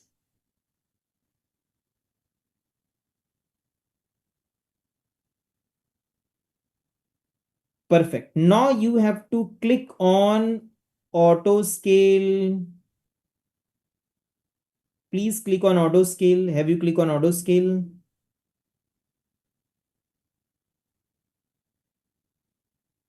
After clicking on auto scale, do you see scale based on metric? Do you see scale based on metric? So have you click on scale based on metric? Perfect. Now on this page, you have to be careful, because depending upon this, your scale out and scale in will happen. Minimum is 1, maximum is 2, and default we will go for 2. So minimum, maximum we have discussed, right? Minimum always one number of servers will be there, maximum 2, and default will be 2. Okay, I will repeat this. See, you have to be on this page, minimum 1, maximum 1, default 2. Have you put this? Now what is default? See, if the auto scaling is facing some problem in monitoring the CPU of the VM, and it is not able to judge, yeah, should I reduce, should I scale out, should I scale in, should I reduce, should I increase? So it will go to default. Default is a value between 1 and 2, minimum and maximum. If there is a problem in auto scaling is not able to do auto scaling properly, for example, the monitoring service is not working, there is some impact, it will go to default. If the CPU usage getting fluctuated, that case, right? No, not that case, meaning monitoring service is having an impact, Azure site service related issue, then it will go to default. In my scale, default showing mean to max to default to. Something wrong you have done, meaning minimum you have put 2. So put minimum 1 and maximum 2 and default 2. Put like this only. See, some of you will get error. So we won't be able to take the remote and check why from this page, because somewhere some mistake has been done. Now I will repeat this. See, you have to go to the scale set. You have to go to the scale set. And after going to the scale set, you have to go to availability plus scale and scaling. Here you have to click on custom auto scale. Then you have to click on scale based on metric like CPU. Minimum 1, maximum 2, and default you have to give 2.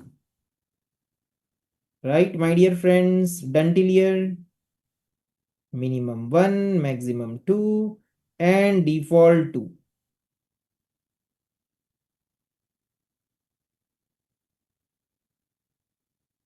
Now, the next thing is, do you see here? Scale is based on metric trigger rule, but no rule is defined. Click add a rule. Click on add a rule. To create a rule, for example, add a rule that increase instance count by 1 when CPU percentage is above 70. If no rule is defined, the resource will get to default. If you don't create any rule, then it will go to default. This is also one reason to go to default. So rules we have to create. So do you see add a rule?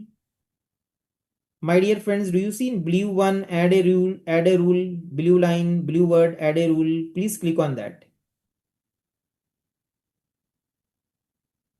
After clicking on add a rule, you can see the average CPU graph also here. This is the average CPU graph. Apart from CPU, is there any other metric? Yes. Different metric is there. Temp, disk utilization, cache, uncache. So many unique metrics. Inbound, disk utilization, memory utilization, memory percentage.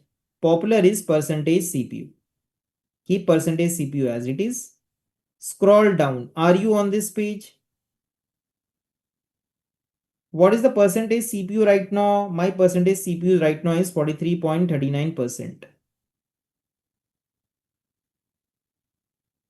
So my dear friend, what we will do is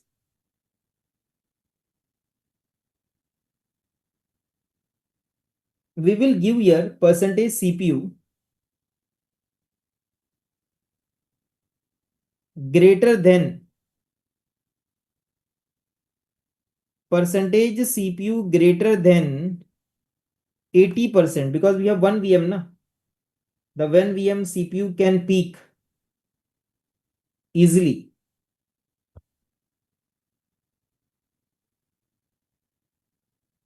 So have you given 80%? 70% is good in the real environment, but here we have one VM and the CPU can peak easily. So go to 80%. Have you changed it to 80%? Then duration is 1 minute. We can't wait for 10 minutes. Huh? That for average CPU is greater than 80% for 10 minutes. No, put the duration to 1 minute. Have you put the duration to 1 minute? See, this is, and don't click on the add button. This is duration is 1 minute, correct?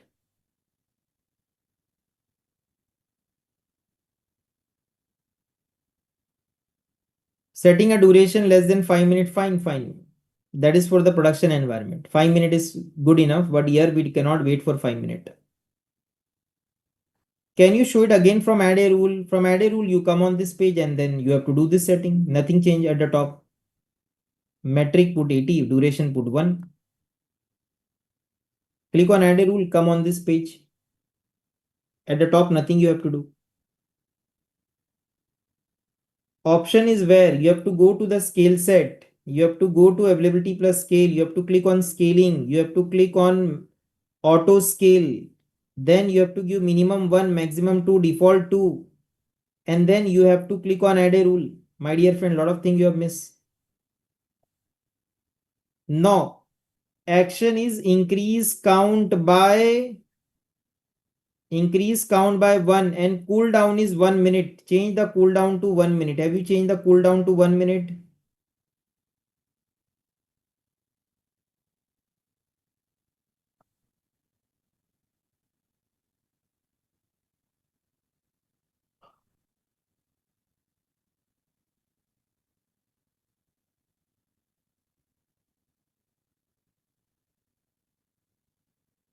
Done.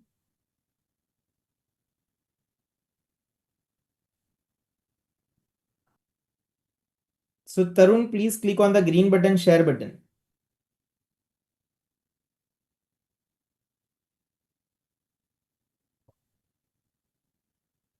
So where is the portal?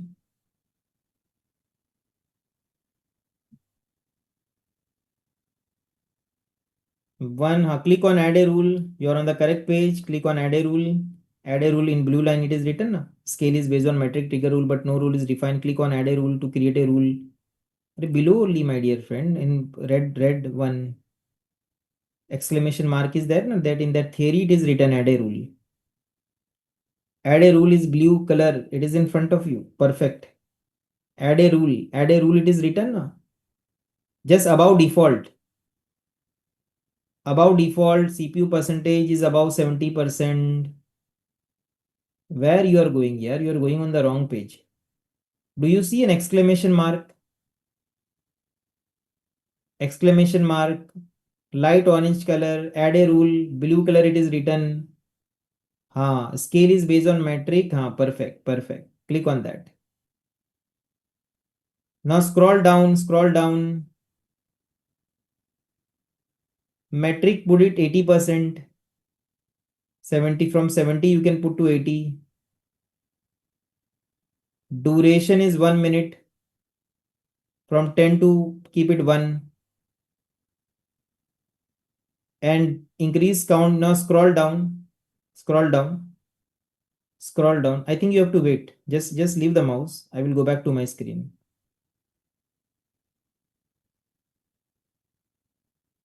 So this 80 you have done, this 1 you have done. You have to increase count by 1, keep it 1, and cool down is 1.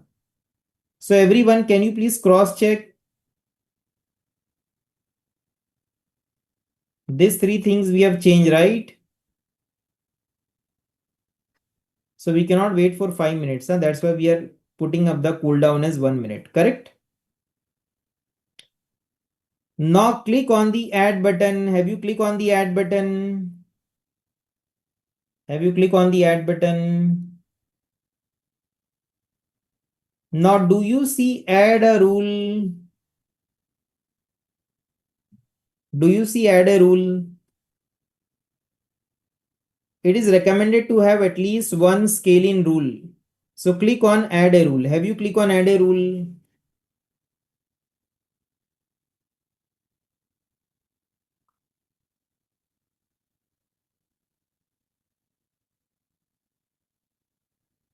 Not clicking on add a rule, please try, my dear friend. It should work.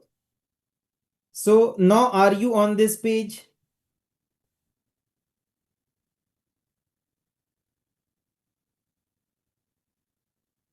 Operator greater than, then please select less than.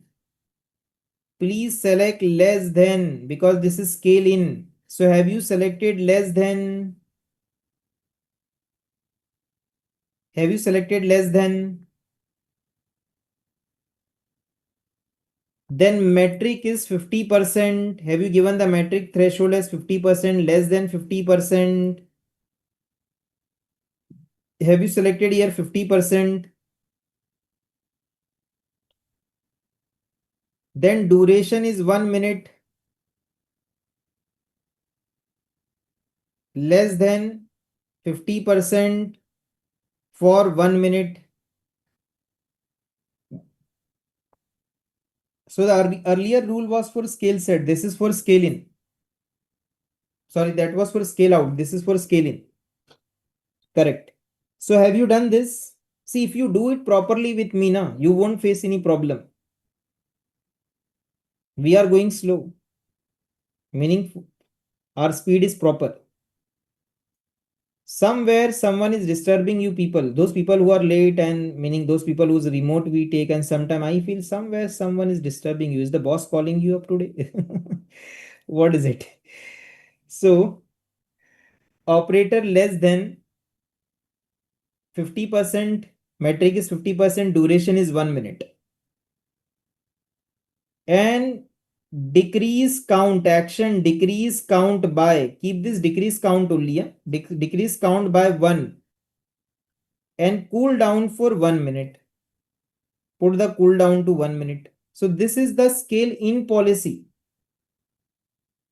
So have you created this, my dear friend? Operator less than 50, meaning if the average CPU is less than 50% for 1 minute, then decrease the count, decrease 1 VM and cool down for 1 minute.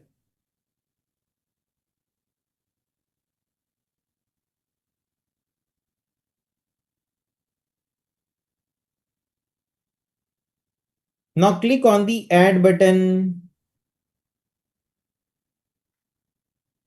So now this is important. Scale out when the average CPU is greater than 80%, increase count by 1. Scale in when the average CPU is less than 50%, decrease count by 1.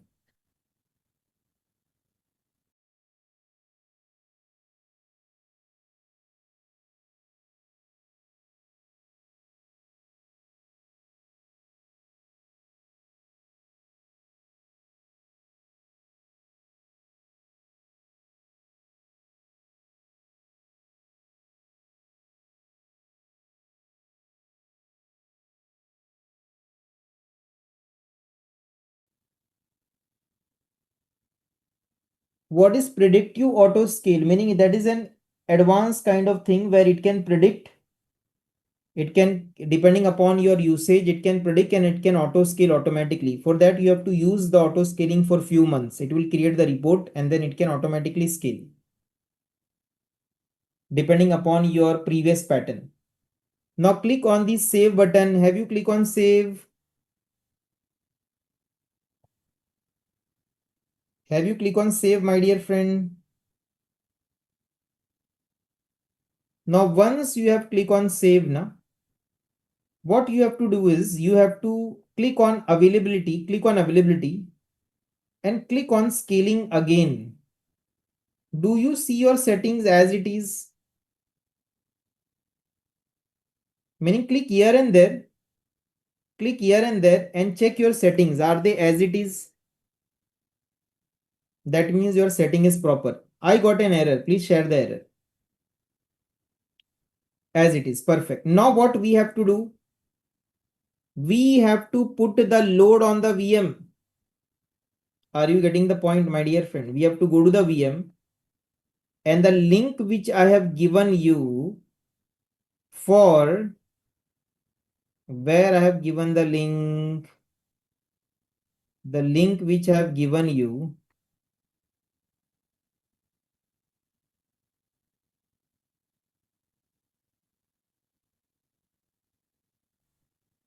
using that link, you have to go and paste that link here in the browser. So have you copied and pasted?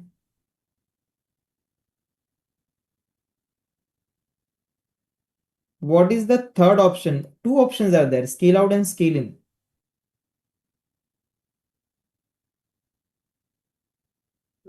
Now, RDP should not get disconnected, my dear friend. Try to reconnect again.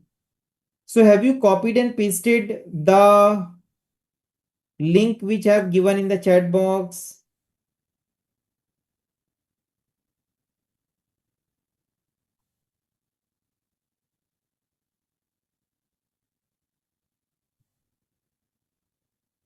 Okay, now do you see the download button here? Where to paste in your VM? You have to paste in your VM. If you are not able to access internet from your VM, then copy and paste the link in your laptop, and from in your laptop download the software and copy and paste the software in your VM. Do you see the download button here? Do you see the download button here? Download button. Please click on the download button. Have you click on the download button?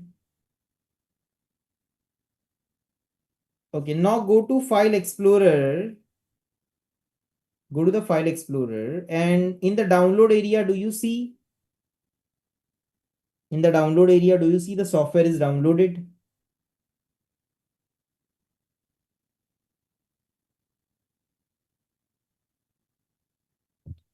Perfect. Now click on the CPU. Click on the CPU stress software. Click on run. Click on run and the software will be in front of you. Is the software in front of you, my dear friend? Is the software in front of you?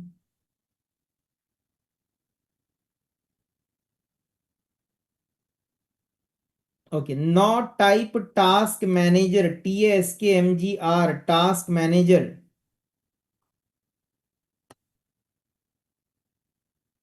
My VM, why it went away? It never happened. What disaster was this? Okay, do you see task manager? Okay, so after typing task manager, you have to check the CPU. What is the CPU percentage? It might be varying, right? Now you have that software. Now I will show that on my computer because I need to understand why my VM RDP was lost.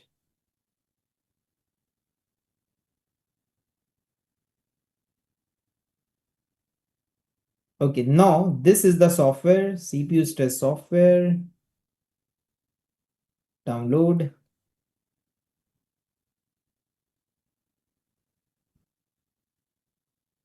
Okay, now in this software, you have to click on active. If I put on click on active now, my laptop will go into the hang state. And then you have to click on active. You have to click on all the threads as active, active, active, active. And this activity as medium, activity as medium, activity as medium, activity as medium. Okay. So this will put a dummy load on your server. Increase it, meaning you can put activity as busy also. If it is not getting, you can put activity as busy also. Are you getting the point? If it is not going beyond 80%, because 80% limit we have set now, so it has to go beyond 80, 90, 100. It should peak that. So have you done this?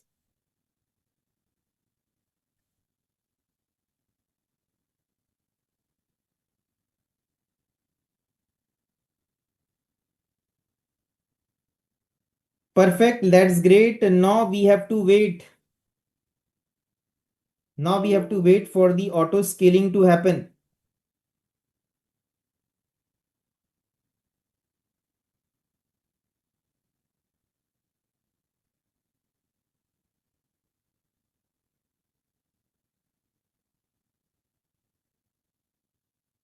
Okay, now I'm able to RDP my VM back. And what I will do is I will I went to the portal, I copied the public IP and I took the RDP. I saw that my VM was running.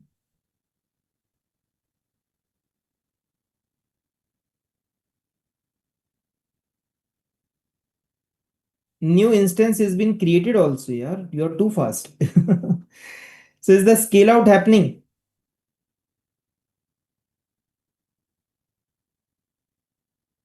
Scale out happen, new instance is created. That's good.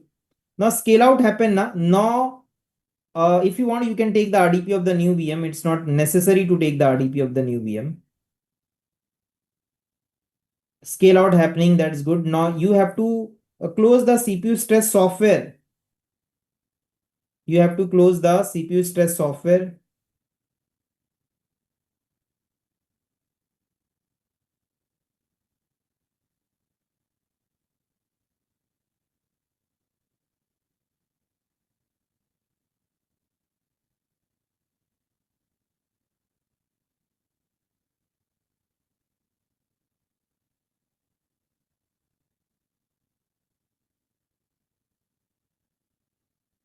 Okay, now my computer was disconnected.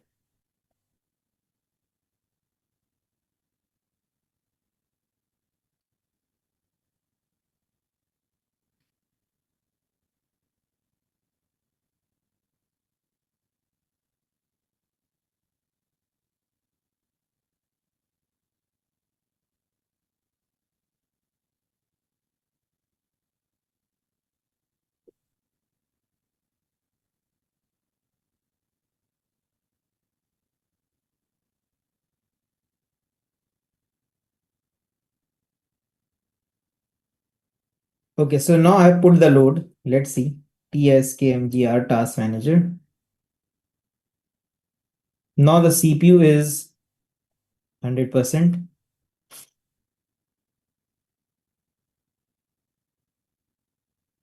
Okay, now if I go to the portal, now how to check? For that, I have to go to the scale set here. Instance is there. From here, I can check.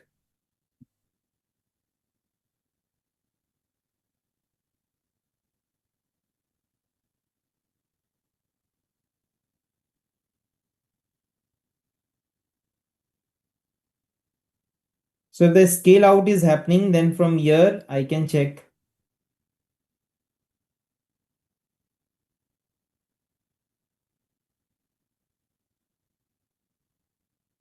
So after the scale out happened, you can check for scaling. Just close all the software and check whether the scaling happens or not.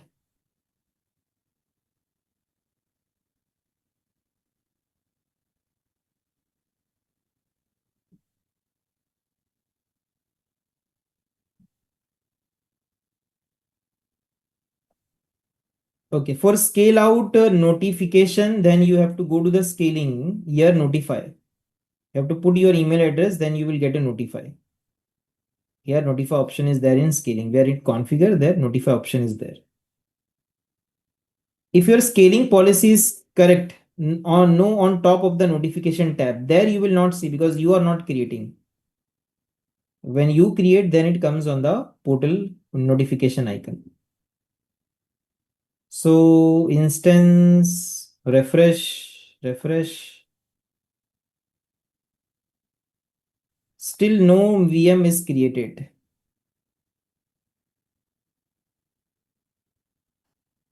Please repeat.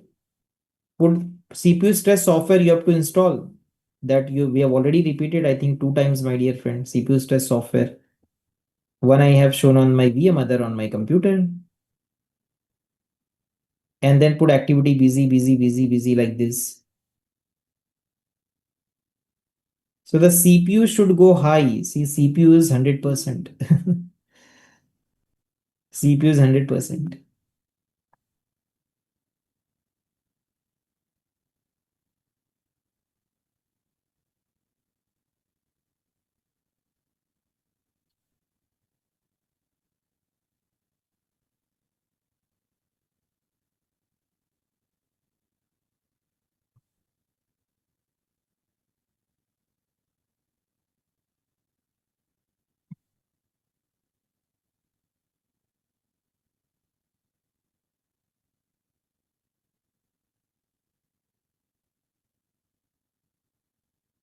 Okay, so it will take some time.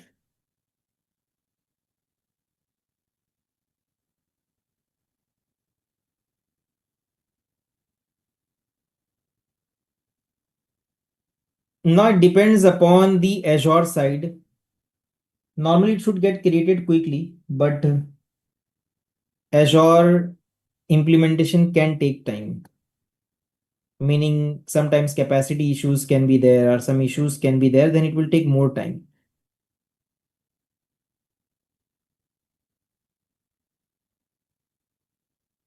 So it is trying in the backend.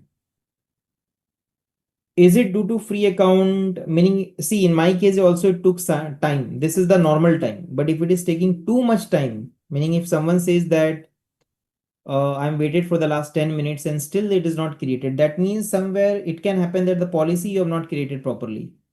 It can be one of the reason. Meaning somewhere some mistake is there. That can be one of the reason. Otherwise, it should get created by this time. When I started the CPU, when I put the load on the VM, after that I think I waited for 5 minutes plus and it got created. Now I can see this virtual machine here, and this virtual machine is added. Please have a look. This virtual machine is added in the backend pool of the load balancer. You don't need to go and add. It is ready for action. Are you getting the point, my dear friend? Meaning you don't need to go and add the virtual machine in the backend pool of the load balancer. The virtual machine is created. The virtual machine is added also in the backend pool of the load balancer. It is ready for action. And the NAT rules, if required, they are also created for the virtual machine. But anyways, NAT rule is required when your VM is not having an individual IP address. Can we take second VM RDP? You can take, meaning it is not necessary to take. It will be the same VM, whatever image we have given, 2025, it will be the same VM. So from here you can take if you want. Now, my dear friends, we have seen scale out. Now we will see scale in. So now I will close the CPU stress software. Okay, CPU stress software and all the applications, whatever I have, I've opened up, I will close all that on the VM. So now you can see the CPU is reduced.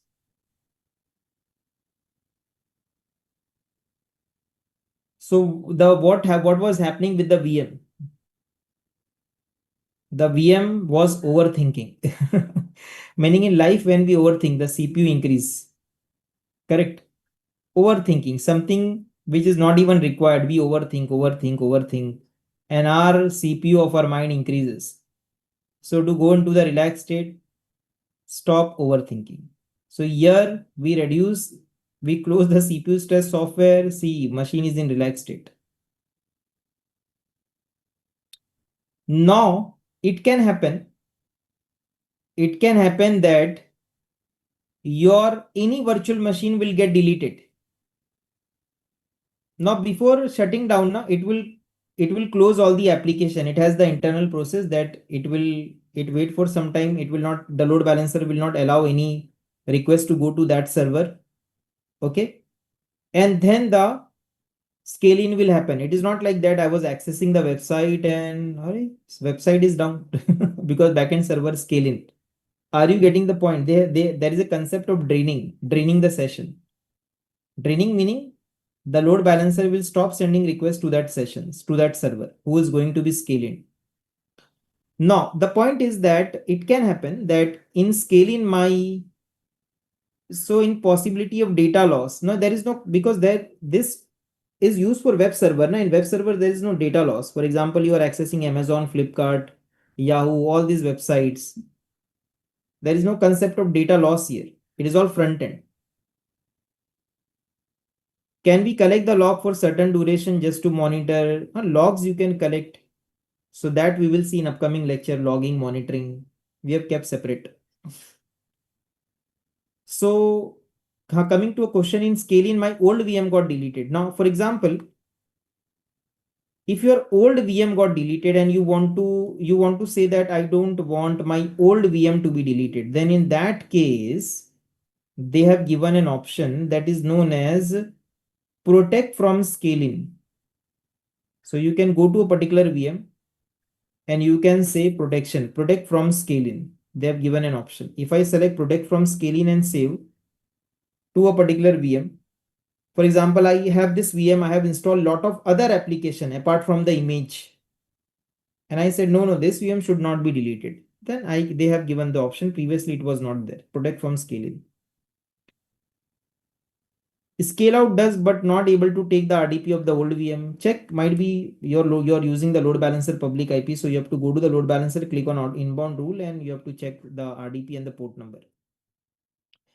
In case if any changes done on the website, then the new image has to be created and the new image has to be given to the has to be given to the scale set. So a new image needs to be created and that new image has to be given to the scale set. So here in disk they have option operating system. So from here it can be done. Image reference. Okay, this image has been used. So my dear friend, that new image we have to give to the scale set, and then after going, no, sorry, I was not on scale set. I made a mistake here. Here scale set operation. Okay, where is it? Operating system. So here there is an option. This is the option. It was looking similar. If I went to the VM, but then I realized that the option change image preference. So this option is there, and then your image will be there in the image gallery. And from the image gallery, the new image you can select, and then the new image it will use. Now, how it will use the new image? For example, I change the image. Then how it will use the new image? For that, you have to go to the VM. You have to go to the VM and you have to click. There is an option here. Where is an option? Upgrade option is there. So you have to click on the VM and you have to click on upgrade. So whenever you change the VM operating system image, then you have to go and you have to click on upgrade, then it will go to the latest model, but you need to have a downtime for this.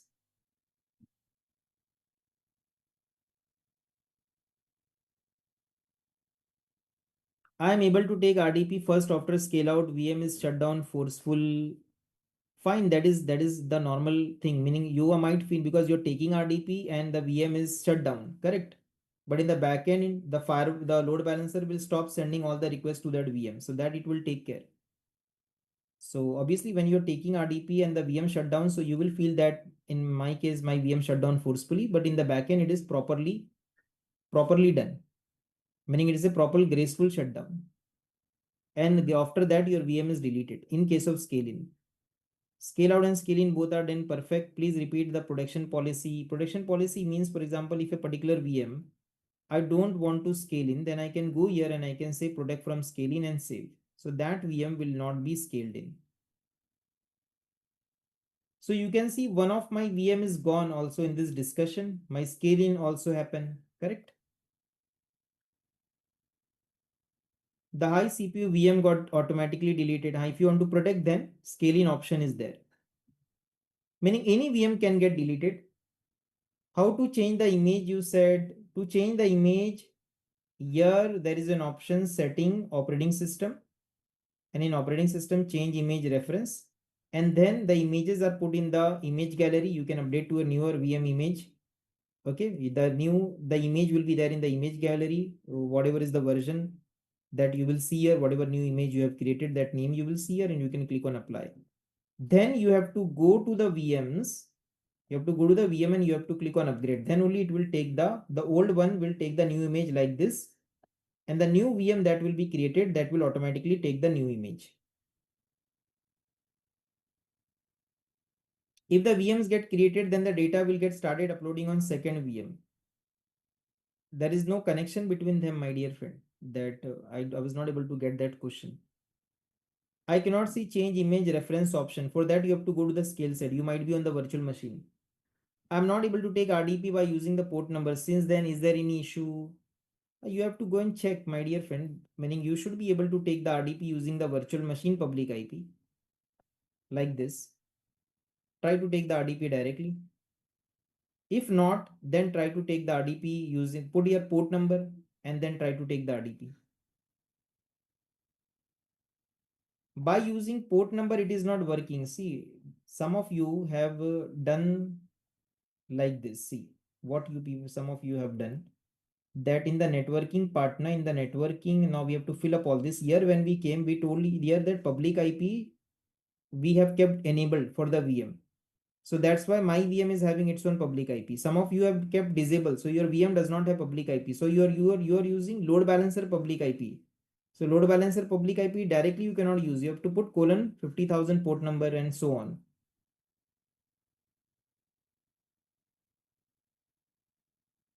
Now port number should be used for scale setup. No, it is not necessary.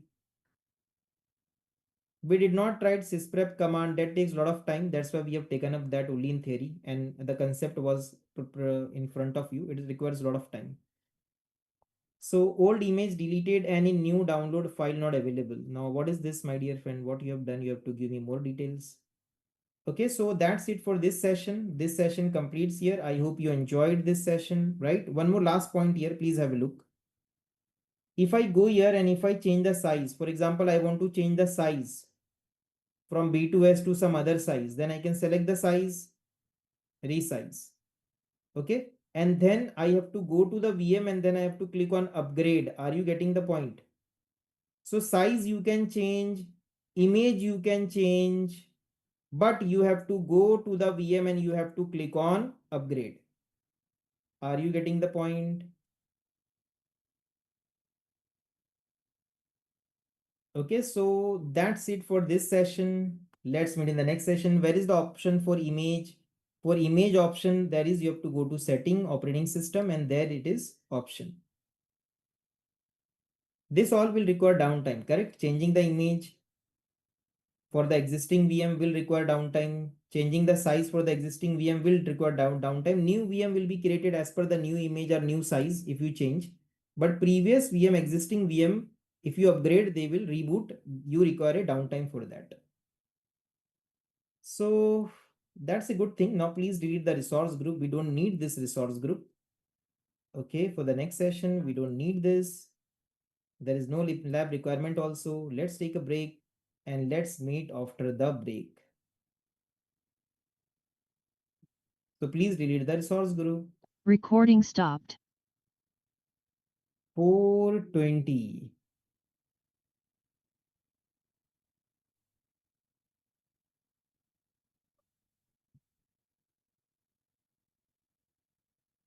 Any video available for OS or VM image creation? It is not there, but I'm planning to create and put in the elements.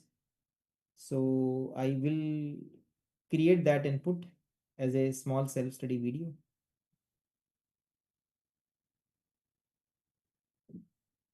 Sure, my dear friend Pradeep, after the lecture, meaning after 6 p.m., definitely we have a lot of time. So we will take the remote and check your load balancer issue that you have put in the WhatsApp also.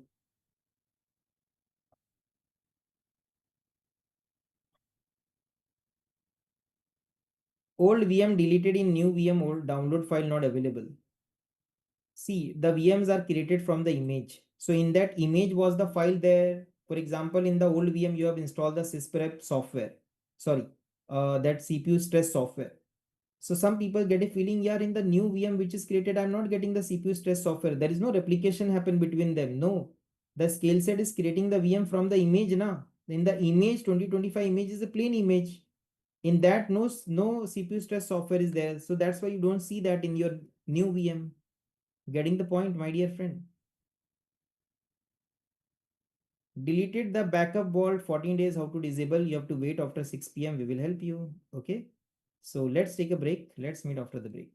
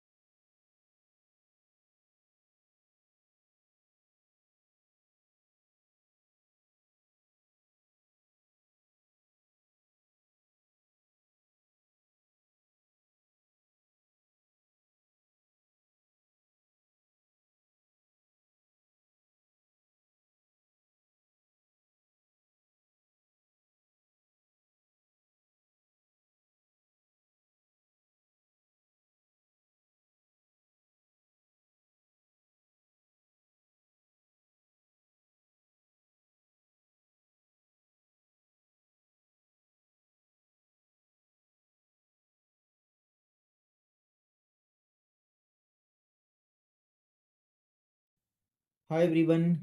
Can it be the case that original VMs get deleted and new created VMs stay back during scaling? So new created VM stays back. So for example, the new created VM you want to stay back for any reason, then you can go to the VM. You have to go to the VM and you have to select the protection option. So that facility has been given. And why it is given? See, all the VMs are created from the same image. So they have the same content. But on one of the VM, you have installed something extra, some extra software, some extra application. That's why you want to protect it from scaling. No, during scale in original VM got deleted. Otherwise, see, we don't need to protect the VMs. So we don't need to go ahead and protect the VMs unnecessary. Why? Because all the VMs are same. So why they have given that you have installed some extra application on the VM and the VM should be there. In the instance, the VM should be there. So during scaling, if you do not want the original VM to be deleted, then you have to go to the instance and you have to select protection from scaling. So whether it is a newly created VM you want to protect or the original VM you want to protect, but in any case, you have to go to the VM and put the stamp of protection from scaling selection you have to do. Getting the point, my dear friend? Otherwise, any VM can be scaling. Recording in progress. So let's start. And in this session, we will learn about storage account.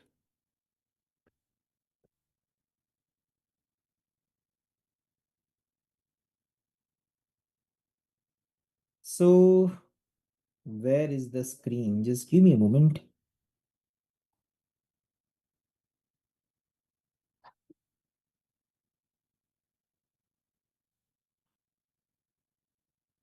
Okay, so in this session, we would be learning about how to create the storage account and we would be learning about storage account. So storage account is a very popular service in Azure. And this service you have used. So do you remember where you have used this service?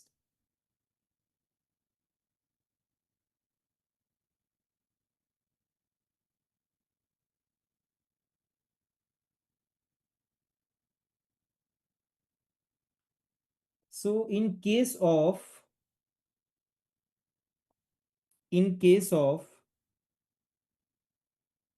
Azure backup, when we have done and when we were discussing the restore part, at the time of restoration of VM, the storage account was used to keep the data as a temporary store. Then, so in restoration of the VM, it was used. Then in the lecture of Azure Site Recovery, the storage account was used. The VM is here and this is the storage account and it was used as a cache purpose. The data will go and the replica disk will be created. Remember?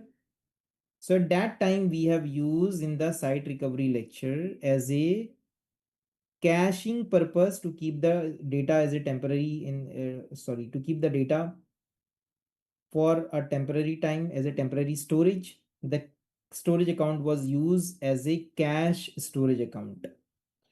So this storage account is actually a multi-purpose storage account service in Azure. It can store 500 TB of data. One single storage account can store 500 TB of data and it can be used for like multiple purposes. One of the popular purpose of storage account is like, for example, there is a company and that company wants to have its own job website like www.jobs.com, and people upload their resume. So the resume will be kept somewhere, right? So the resume will be kept in the storage account. So this company who has this website jobs.com, they require storage, a massive storage on internet, a big storage. Instead of creating the storage, why not to use Azure storage? Azure says that in my storage account, you can put 500 TB of data and it is accessible from any part of the world. in a secure way over the internet. So a lot of website developers, they use as Azure storage account in their website, and they know how to connect to the Azure storage account using the programming language like .NET, Java, Python, like that. So here we would be learning how to create the storage account. So my dear friends, can you please go to the portal? There is no lab requirement for this lecture. If you have any resource group apart from network watcher, you can delete all of them. So are you on this page? On the page of resource group, meaning on the page on the portal, are you on this page? Now can you please go and search for storage account?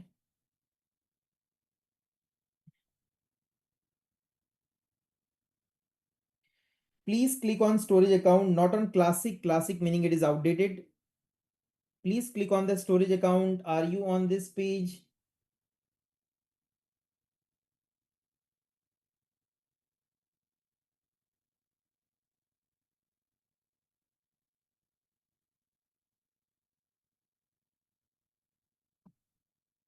Okay, now once you come on this page, my dear friends, please go ahead and click on create. Please go ahead and click on create. So have you click on create?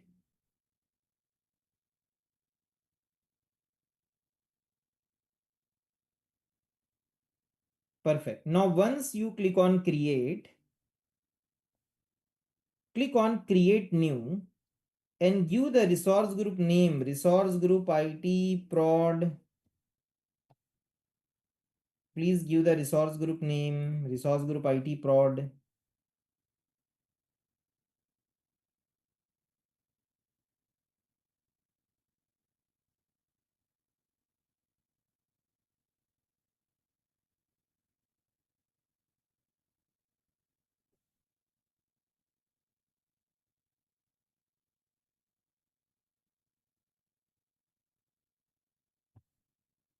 Done.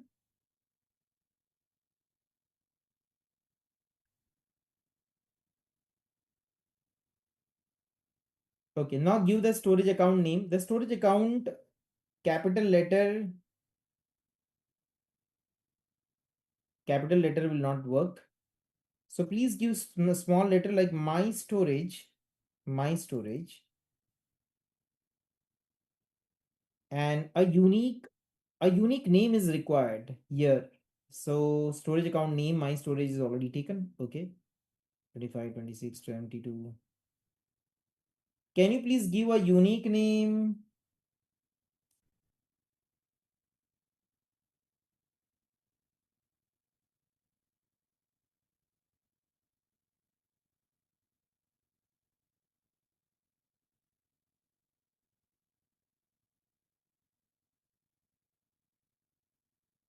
Okay. Now primary service. There are different type of service where it can be used for. One is blob, other is Azure file, other is tables and queues. So this storage account can be used for this four different type of services. So what I've done is I have created a blog on this. When you go to atharikclass.in/blog, and if you click on Azure, here build your resume points, interview questions, real world scenario based interview question. All these things will help you. That we will share the links with you people again in the last lecture.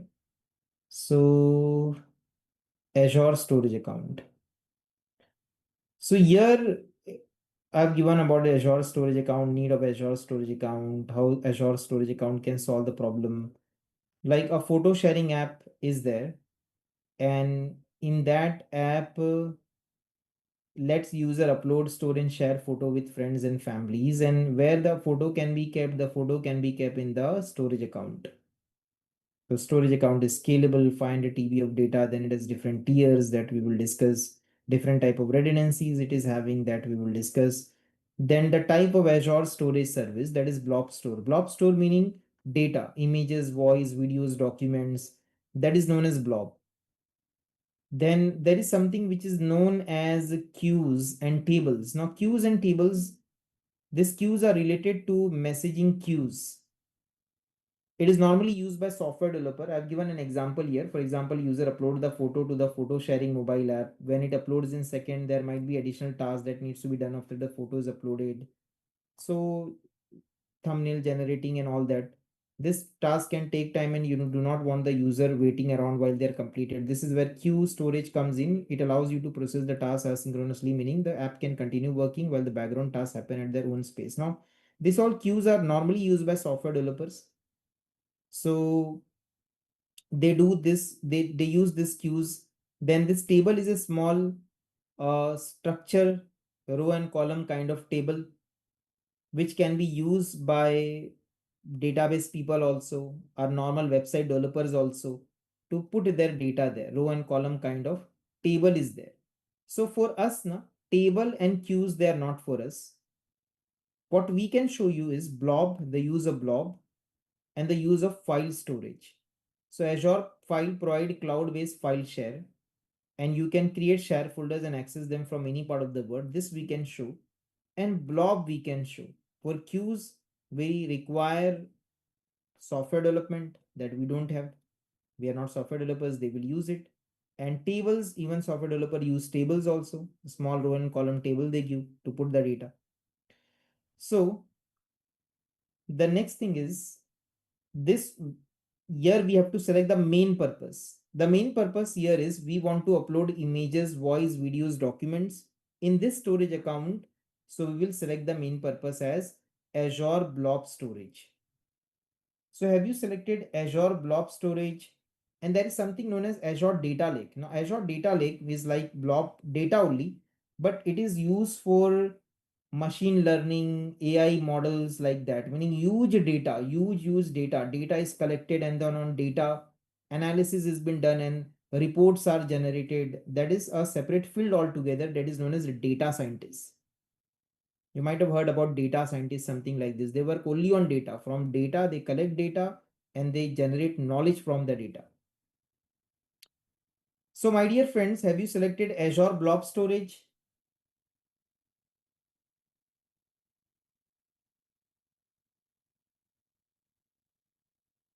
Okay, now performance is standard or premium. Standard meaning hard disk, premium meaning SSD. If you want very fast response, like someone uploads the resume to the storage account, fast it should be downloaded, then you can go for SSD. If you want to save cost, normal performance, then you can go for hard disk, meaning the backend storage how you want, hard disk or SSD. Normally storage account, hard disk is being used, but for low latency scenarios, premium SSD can also be used. But in premium, na, all replication, meaning all redundancies are not available. Only LRS and ZRS is there. Now, what is this redundancy? We will discuss. Then in premium, these blobs are available. Now, what is this blob, page blob, block blob? We will discuss. But in standard, all redundancies are available. So to understand redundancy, which is an important factor of storage account, charges depend upon the redundancy. We will go for standard. So have you selected standard, my dear friend?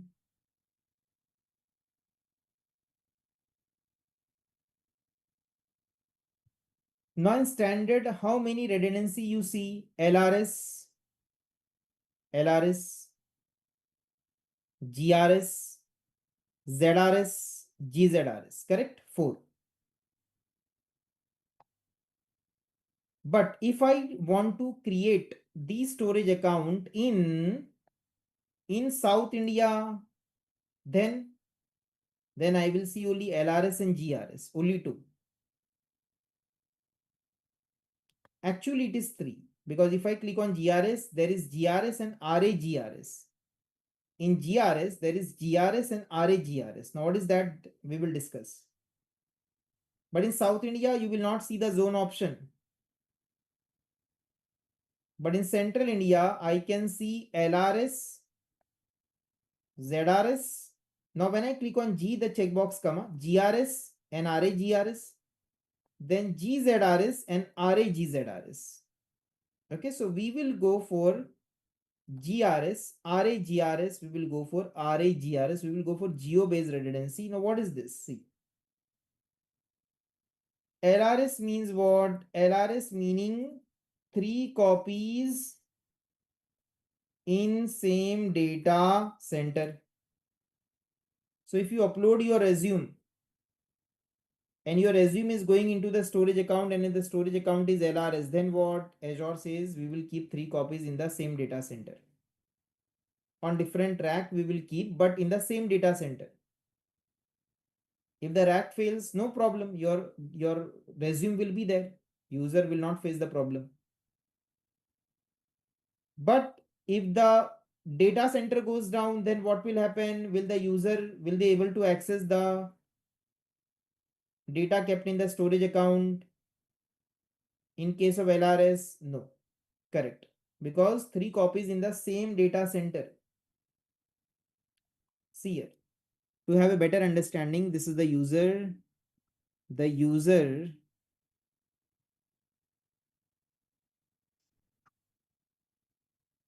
goes to jobs.com and tries to upload the resume.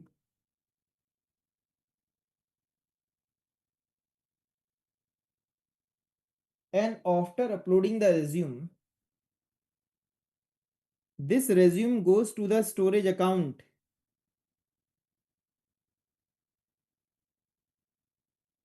And if the storage account is LRS, for example, this is the resume, R for resume. So if the storage account is LRS, then what will happen? 3 copies in the same data center. See, 3 copies in same data center. Copy 1, copy 2, copy 3 on different rack. If the one of the rack goes down, no problem. One other copies are available. The user can upload, download, meaning can download the resume. Resume is available. But if the data center goes down, the resume will not be available. The company says, no, no, Central India is having zone. We want to go for ZRS. ZRS meaning 3 copies, total 3 copy, 1 copy in each zone.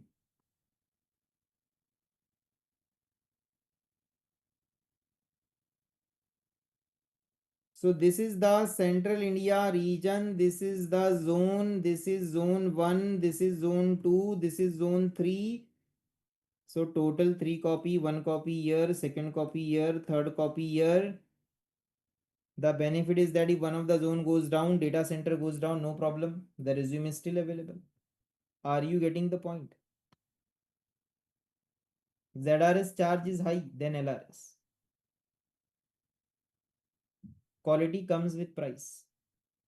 If there is a sale, then there is a different thing altogether. Now, the next thing is, if the company says that what if the complete region goes down, then Azure says then your resume will not be available because complete region is down, all zones are down. So the companies asked to Azure, can you keep the data, can you keep the resume in a different geography also? Can you keep it like when the user uploads the resume, can you keep that copy? Can you keep some copies in some different geographical region, different region apart from Central India, meaning along with Central India, can you keep in some different region? Azure says yes. Now comes GRS, geo redundancy storage. So in GRS, what happens, my dear friend? LRS we have discussed, 1 copy in 3 copies, 1 copy in each zone. GRS, total 6 copies. LRS and GRS total 3 copies. Sorry, LRS, ZRS total 3 copies, but GRS total 6 copy.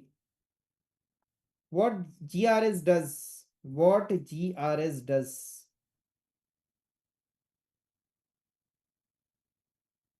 LRS in primary. LRS in primary region, meaning Central India. An LRS in secondary region. LRS in primary and LRS in secondary region. The secondary region, can I select the secondary region? My primary region is Central India. Can I select the secondary region as North America, East Europe, West US, East US, any region like this? No. The secondary region is as per region pair. Region pairs are created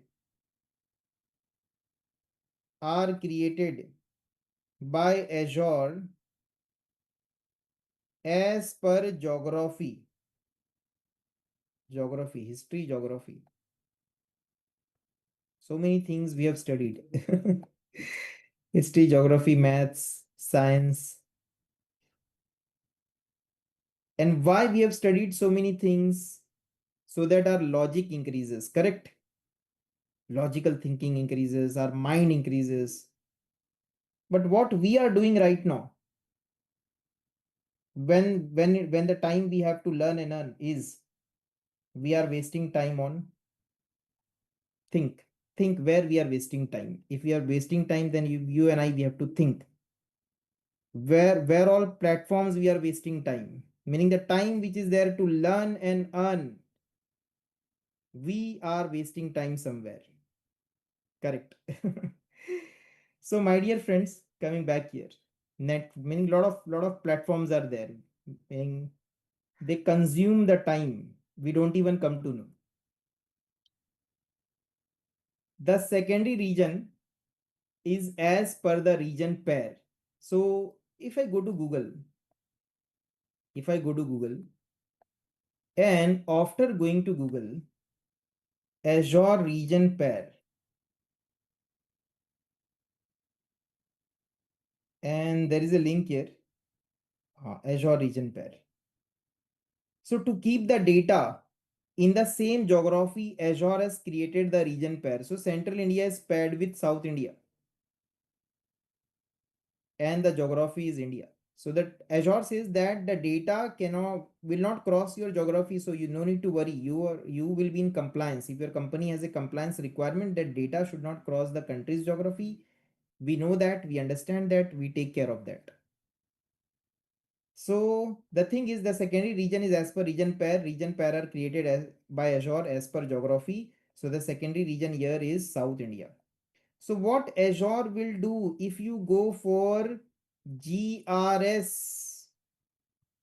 This is the computer, this is the user who is looking for a job, www.jobs.com. And here, this is the storage account. And if the storage account is GRS, then what will happen? If the user uploads the resume, then what will happen? How it will be kept?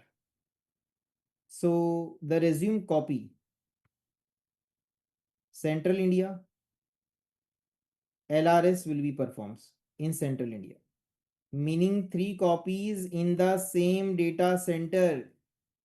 But Central India is having zone. Why not to use ZRS instead of LRS? That option is there. That is known as GZRS. And in South India, LRS will be performed the secondary region as per the region pair. So the copy, total 6 copies. So the user upload the resume here, the 6 copies are kept. 3 copies here. This is synchronous, instant. And this is asynchronous. From year to year it will go, because they are like 100 km apart, miles apart. So here will be asynchronous. So here the changes are very fast, that is synchronous. Here the changes will take some time, that is known as asynchronous change. So in the secondary region, changes will take time. Now, can I access the data kept in the secondary region? I want to see whether Azure is really keeping the data in the secondary region or not. So GRS, no. In GRS, you cannot access the data kept in the secondary region. If you want to read the data kept in the secondary region, then you have to go for this tick. This means RAGRS. So the next option is RAGRS, where you will get read access to data kept in secondary region. Read access to the data kept in the secondary region that RAGRS gives. Now, my dear friends, then in GRS, how the data can be used? Meaning, how can I use the data kept in the secondary region, kept in South India? See here. For example, here you have a website, and this website, the website developer has the storage account name is, for example, my storage. So the website developer has connected your website to the my storage account. So the user upload the website, sorry, upload the resume. The resume goes here, meaning the resume is updated here in my storage account. Then when you go for GRS, na, Azure create a storage account in with the same name, but it puts hyphen secondary in South India. That's why directly on the first page now you cannot create the storage account with the name of hyphen secondary. Hyphen is not allowed at all. It will give you error. You can't use hyphen. So what Azure does, see, when I create a storage account here, my storage 25, 26, 20, 72, it will create a storage account in Central India with this name, and it will create a storage account with this name hyphen secondary in South India. So two storage account will be created. One is in primary region, other is in secondary region. And when I upload some data here in the storage account, here it will get 3 copies, here it will be 3 copies. So how can I use the data kept in the secondary region? For example, the Central India region fails in the storage account. There is a failover button. There is a problem. And in this case, Azure can also perform failover. Azure does that failover option. Meaning in site recovery, Azure does not perform the failover. But storage account, Azure can perform failover. If there is a very big disaster, so Azure can perform the failover. So my dear friend, here if there is a disaster and we perform failover or Azure perform failover, failover button is there in the storage account, customer manage failover is there. Then what will happen? This storage account name will be changed from my storage hyphen secondary to my storage. And this storage account will be deleted. Your primary storage account will be deleted. It will be deleted. And the secondary storage account name will change to my storage, and this application will automatically connect here because it is connecting to my storage. My storage is not here now, my storage is there. So no data loss. It will automatically connect to this storage account and user can see their data.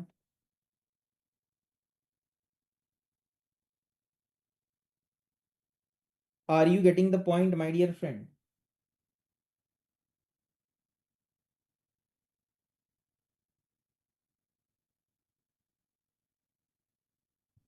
This will be synchronous. There will be some data loss, meaning this cannot be exact, meaning whatever data was replicated to the South India storage account, that will be there. There will be some RPO, data loss in time.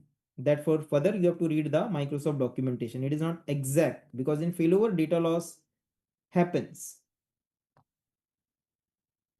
So I will repeat this. See, when you create the storage account with GRS, what happens? For example, your storage account name is my storage. A storage account with this name is created in Central India. and the storage account with the same name is created in South India, but hyphen secondary is added. So if you upload your resume, then your resume 3 copies will be here in Central India, 3 copies will be in South India. Now your application is connected to my storage. So whenever someone uploads the resume, here synchronous change, and then here from here it goes, it takes some time, and then this all 3 copies, copy 4, 4, 5, 6 are updated. Now, if there is some disaster in Central India, then how can we handle the disaster? What is the use of keeping the data in the secondary region? This data is kept, you are right, this data is kept in the secondary region as read only. You cannot make direct changes here. In GRS, you cannot even read the data. You cannot even access the data. In RA you can access the data. So what is the use of this data? Keeping the data in the secondary region. If some disaster happens, then even Azure can perform failover, big level disaster, or you have a failover button, you perform failover. So then this storage account in Central India, it is deleted, and this storage, this hyphen secondary name is removed, and the name is given my storage. And the my storage, because two storage account with the same name is not possible, so this storage account is deleted. This storage account, my storage, is deleted in Central India, and the hyphen secondary is removed, and the name is given to the South India storage account as my storage, and automatically your application will connect here to my storage, and user will be able to see their data. Simple.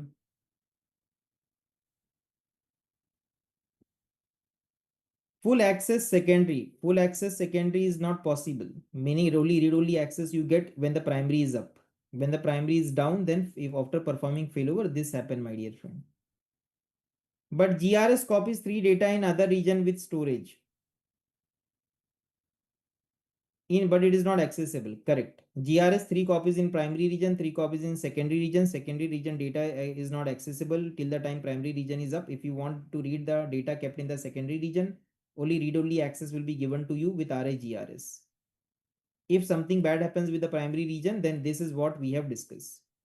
Will secondary region will create another copy in another region? No, automatic it will not create after performing failover. Now what will happen? This region has become the primary region. This region has become what? It has become the primary region, and it goes into the LRS form. So now you have to change the redundancy to GRS, and then GRS once again it will select Central India as the secondary region, and then replication will start, meaning copies will be kept. That you have to do. If you don't do, then it will be LRS only. Okay, that is not automatic. That you have to do.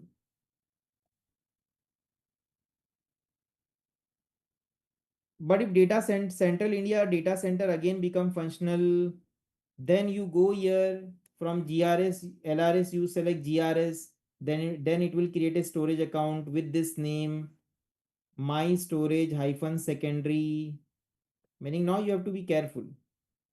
So here's 3 many copies will be kept, multiple copies, and then you perform failover, then it will become primary again, this storage account will be deleted, same story will go, and then you have to start the replication here again, meaning it's a job.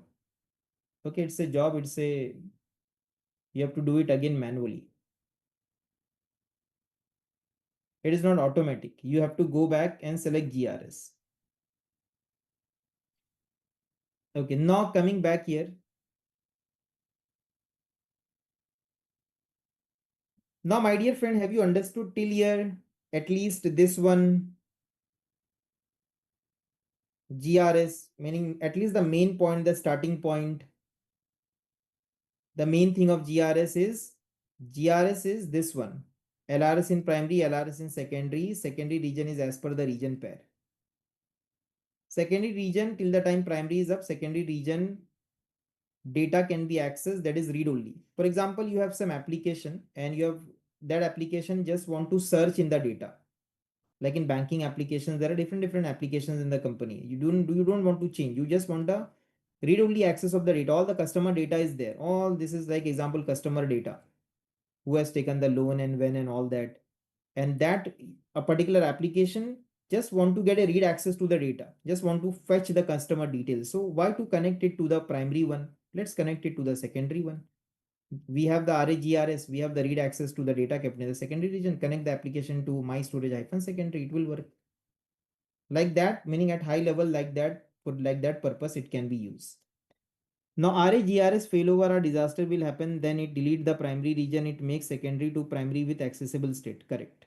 That is the simple funda. Primary storage account will be deleted and secondary storage account will be given the name of the primary, so that you don't need to make any changes in your website. Automatically your application will connect here. Disaster controlled.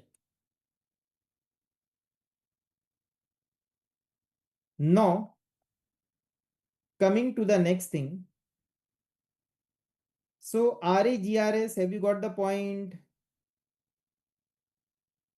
My dear friend Tarun, RAGRS meaning read only access in the second data kept in the secondary region. Yeah, why you want full access to the data kept in the secondary region? Full access is there na to the data kept in the primary region. Primary region data will change and that data will get replicated to the secondary region. Secondary region is just a copy of the primary region. Are you getting the point? We don't need to make changes here. Then crisscross replication will happen. That is not possible. That is not allowed. Are you getting the point, my dear friend? Now, the next thing is, what is the next replication type? Let's see. Can anyone tell me what is the next replication type? Perfect. GZRS. So what GZRS will do? Total 6 copies. Total 6 copies. LRS, no, ZRS in primary and LRS in secondary. So here primary is Central India. Central India and secondary is South India as per the region pair. So primary is Central India, secondary is South India.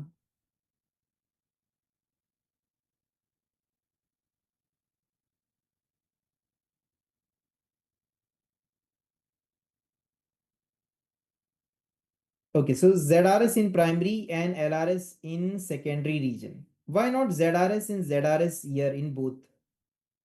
See the region pair, now the secondary region is as per the region pair.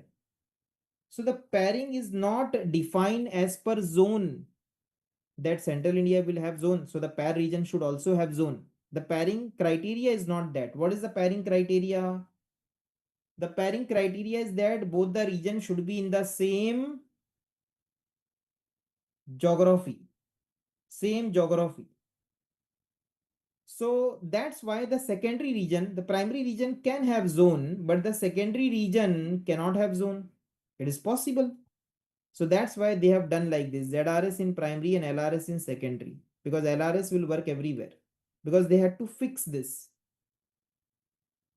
settings. So ZRS in primary and LRS in secondary. So that's why they have not kept here ZRS, because if they keep here ZRS, then it doesn't work in all the region pairs. But if they keep LRS, it will work in all the region pair.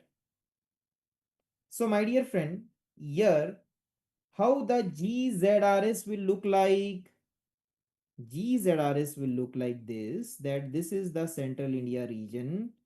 ZRS in primary, zone 1, zone 2 and zone 3, and 3 copies will be there. See, resume is very important. Huh? We are talking about resume. Resume is very important. I get a lot of resumes, and after preparing the best resume, if you want, you can share it with me. We can, meaning we can help. We don't say that we are very good and we are like this and that, but we can help. That might be helpful to you. It's a free support, you can use it. Okay, so but you have to prepare your best resume. So you have to prepare the best resume. So my dear friend, now GZRS means what? ZRS in primary. So 3 copies will be kept like this, 1 copy in each zone, and LRS in secondary in South India in the same data center, 3 copies will be kept. And the concept is same. My storage name will be here that we have discussed, and then my storage hyphen secondary will be created here. And then your application will be like connected here. Then if this goes down, here you get a benefit. Here there is a benefit. If one of the zone goes down, no problem.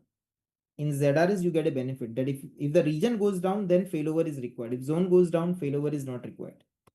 So that benefit is there in GRS. Rest all concept is same. The way we have discussed of the failover concept. Then GZRS, and then there is RAGZRS. RAGZRS will give you read-only access to the data kept in the secondary region.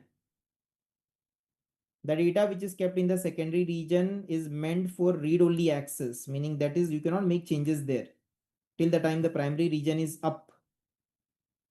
So if the company says, no, no, we want to connect to this data kept in the secondary region, and we have some application and we will connect that application and we will fetch the data. We want it read-only access. We want it. So then they can go for RAGZRS. Okay. RAGZRS is the most costliest one. Now, coming to the next point, my dear friend, we will select RAGRS. Why? Because in RAGRS, why not we are selecting RAGZRS? The best one, we have a lot of credit to spend. So in RAGZRS, na, the archive tier is not there. I want to show you the archive tier because now the next discussion is about tier, because the charges depend upon the tier also. Charges depend upon the redundancy. Charges depend upon the data that you store in GB, meaning how much data you store in the storage account. Charges depend upon the redundancy, and the charges depend upon the tier. So now going ahead, my dear friend, let's click on the next button. And we got a message: South India zone not available. You are right, because in South India zone is not there. So you will not see the Z related option. So have you selected GRS and have you tick on this?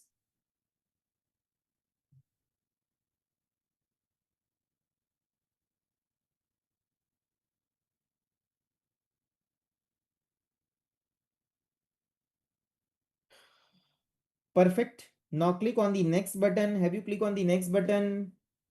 Are you on the advanced tab?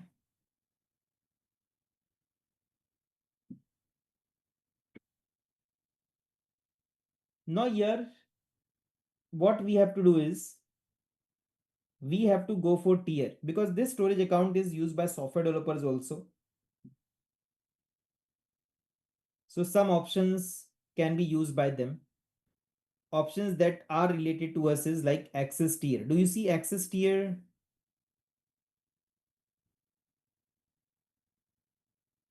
Okay, access tier means what? Now we will take the help of some document. Data stored in cloud grows at exponential pace. To manage cost for your expanding storage need, it can be helpful to organize your data based on how frequently it will be accessed and how long it will be retained. Now, these two words are important. How frequently it will be accessed, how frequent you want to access the data, and how long you want to keep.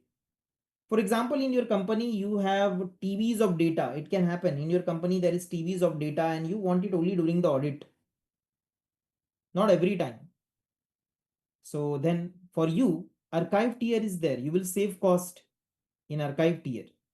So Azure says that how frequently you access, first of all, you have to think about your data, that this file I am keeping in the storage account, how frequently I will access and how long I want to keep. These two questions are there.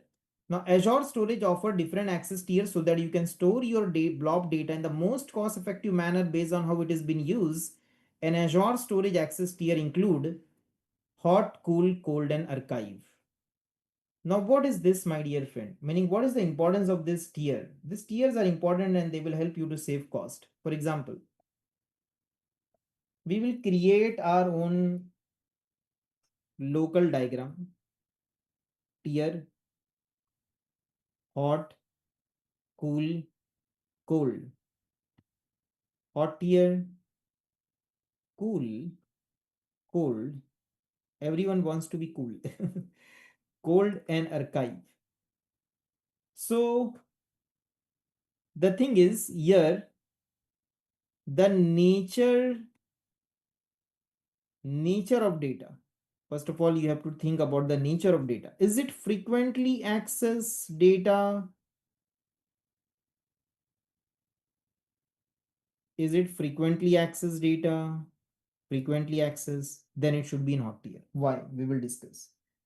If the data you upload you access after 30 days, then it should be cool.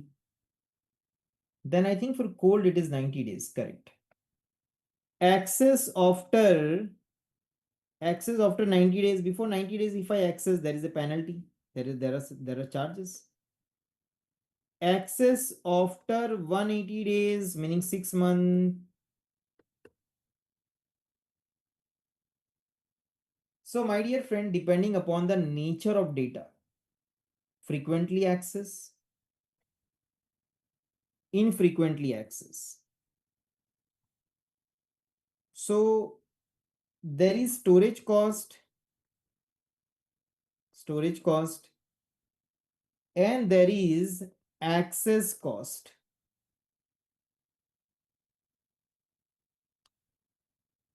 See, if your nature of data is frequently accessed, you go for hot tier. If your nature of data is infrequently accessed, then you go for cool, cold, archive, depending upon the nature of the data. But what benefit I will get if I do like this? The benefit is that in hot tier, the storage cost is more. So I said, yeah, what is there is no benefit. Storage cost is more. The same 1 GB data, if I put in hot and if I put in archive, the storage cost is less. But the point is, in access cost here, in hot tier, storage cost is more, but access cost is less.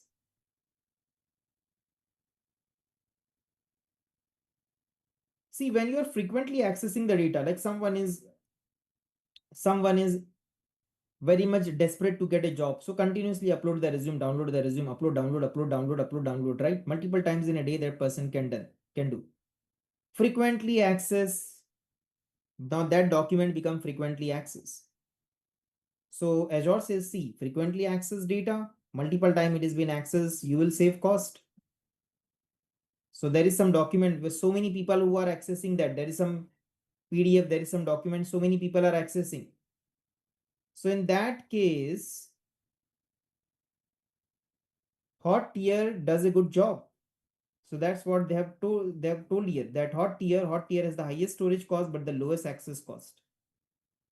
If your data is frequently accessed, so you will save cost because the access cost is less. Now comparing it with archive direct, but I say, yeah, I have a data, but and that data I need after 180 days. The ISO audit will come after like once in a year or after some time. So meaning the audit will come. So I need it after 6 months. I have TBs of data. So then you archive it and then you will be charged very less. Example, just one. So you will be charged, for example, 1 GB charge will be like 1 rupees here, 1 GB charge will be like 10 rupees, example. But the access cost will be more. Why? Because obviously when you access, Azure says let us earn at that time. And obviously you're not accessing it continuously. After 6 months, one time, two time you might access depending upon your requirement. So you will save cost here. But if you do opposite, like you select hot tier and the nature of data that you are putting it is for a long time, then what will happen, my dear friend? Are you understanding that you select the hot tier and the nature of data is you want to access it after 6 months? Then storage cost, you want to store it for a long time, you will pay a very good cost because storage cost is more. You want to store it for a long time, then you will be having a good cost. So if you want to save cost, then you have to follow the tier. Then the next thing is, have you got this point? Then the middle one are just a comparison to understand the hot and the archive is the best. Then what they say is that cool tier, data in the cool tier should be stored for minimum 30 days. The cool tier has a lower storage cost and higher access cost compared to hot tier. Lower storage cost as compared to hot. Highest access cost as compared to hot. So I'm just putting some random number. Then data in this cold tier should be stored for minimum 90 days. The cold tier has a lower storage cost and higher access cost compared to cool tier. Okay, lower storage cost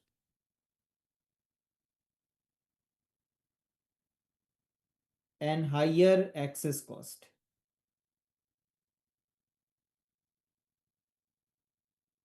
Higher access cost compared to cool tier. Okay, lower, this is lower, and this is higher. Anyways, this is are just random numbers for understanding. So my dear friend, depending upon your requirement, you can select the hot, cool, cold, and archive. Can I change it later? Yes, you can change it later.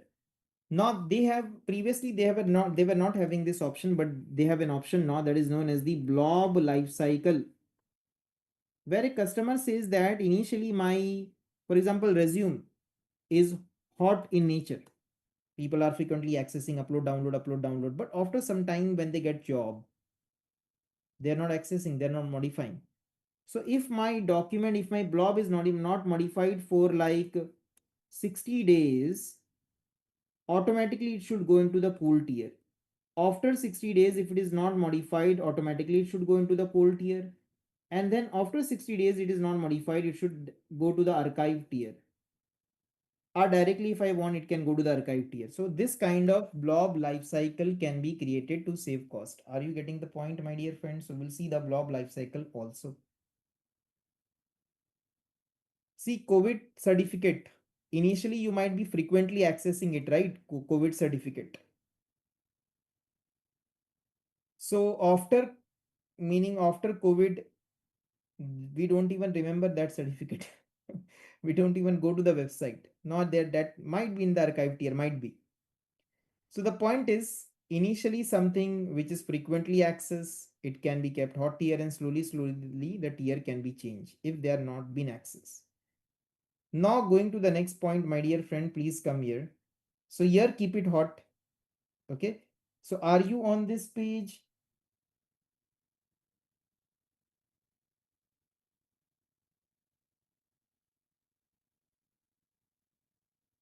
Now click on the next button. Are you on this page, my dear friends?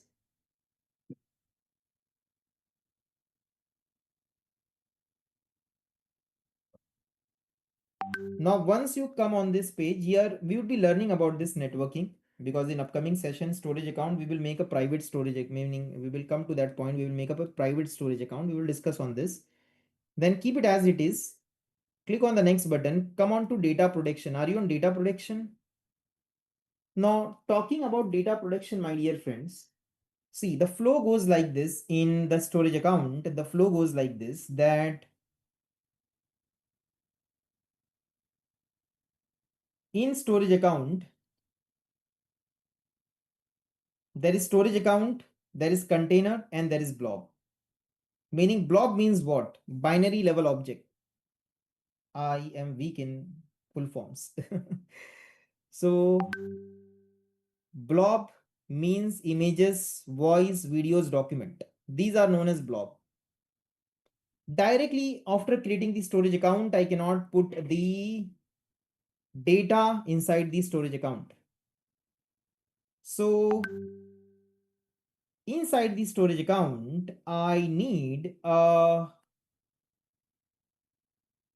inside the storage account, what I need is I need a container. So this is the storage account. Inside the storage account, I need the container. And inside the container, I have the blob. No, there are three type of blobs that also we will discuss. Page blob, blob, and append blob. Now, which access tier do I need to select? So my dear friend, you have to select hot tier. Account, container, and blob. Container is what? Container is like a folder. So like multiple containers can be created. Picture container, all images are there. Movies container, all movies are there. So these images, movies, Word, document, PDF, they are all considered as blob. Now what they are saying here, that enable soft delete for blob. Meaning if your blob is deleted, it can be recovered in 7 days. It can be recovered in 7 days. Is this free service? No, this soft delete is chargeable. How many days? Can I say 0? No. Please enter a number between 1 to 365. Can I say I don't want this soft delete? Yes. You can untick on this. We will keep this tick. Enable soft delete for container. Container is deleted, meaning all the blobs are deleted. Can I recover the container? Yes, you can recover the container within 7 days. 7 days is by default. You can change that also. This is the default. Can I put 0? No. 1 2 365. Enable soft delete for file share. File share we would be learning. In upcoming lecture, we would be creating a share folder and access it from any part of the world. That we will see in file share. Then there is a versioning option also, meaning in Google Sheet, you might have seen versions, correct? They have not tick on this because they don't feel they are mandatory. So they feel that this is mandatory, meaning this is good. Soft delete should be there because customer delete the documents and then they will ask Azure, where is my data? Azure says, okay, that's why we are putting the tick here. So tracking, enable versioning for blobs, my dear friend. In this case, you might have seen,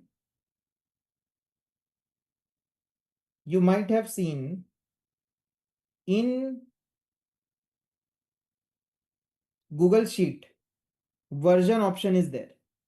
So that kind of versioning it can do, meaning if you make changes in the document, it will keep a track of them. If I delete data from the blob but do not have soft delete is enabled for blob, but it is enabled for container, so I can recover the blob data. You should. It is an interesting question. I've never tried that. Now, which access tier should I need to select? Hot tier? Correct. Now we don't need to enable all this. These are all optional. And this immutability, meaning the blob cannot be changed, cannot be modified, cannot be deleted. Sometimes as per the company's compliance requirement, this option can be useful. Financial records are there in the storage account and the company says that no changes should be done there. So in that case, meaning immutability kind of option can be used. We don't need all these options. We will just keep the default as it is. And we will click on next is encryption. All your data will be encrypted. And then if you go to athariclass.in/blob, I have created a document, theory document on encryption. You can read that when you have time. And now go to tags and review plus create. So are you on tags? Are you on review plus create?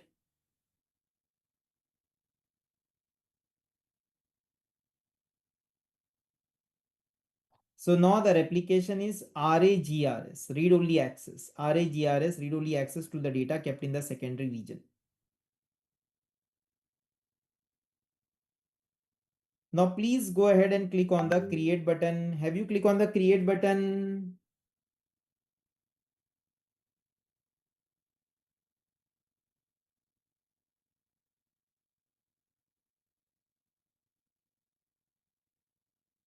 Okay, so let's wait for the deployment to be completed.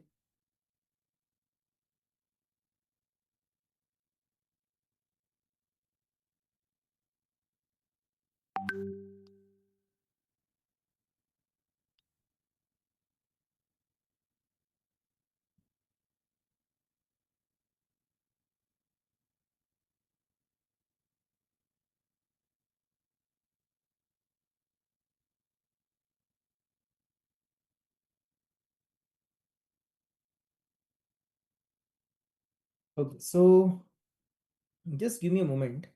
I'll pause the recording for a moment. Recording stopped.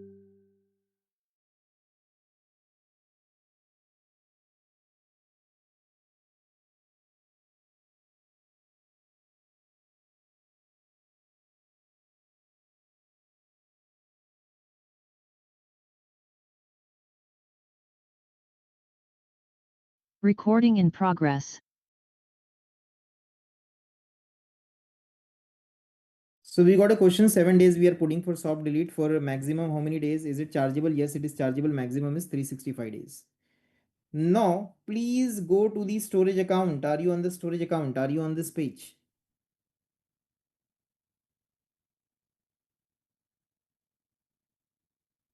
Perfect. Now, once you come on this page, the next thing is you have to click on the storage account. Have you click on the storage account? Now, Azure is giving one beautiful option everywhere, and that is Copilot. Previously, these options is not there. You can play around with this. Okay, when you have time, click on Copilot and you can talk. Meaning Azure has, I believe,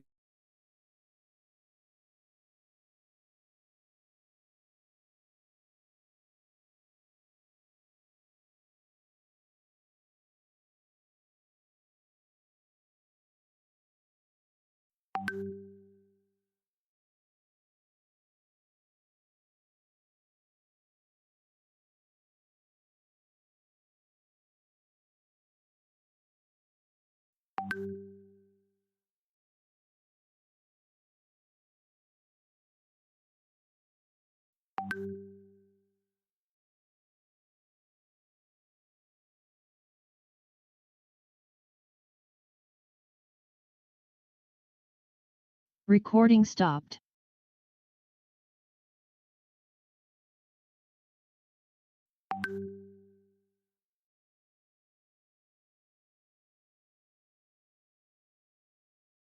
are you able to hear me? Recording in progress. Okay, so I paused the recording because there was some disconnection. So here, what I was talking about, that this Copilot is a good feature. It was not there before.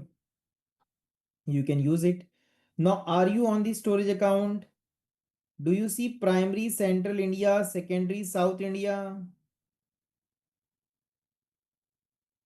So if I get disconnected, then you people might be getting a feeling, yeah, has the session ended? So how the session ended without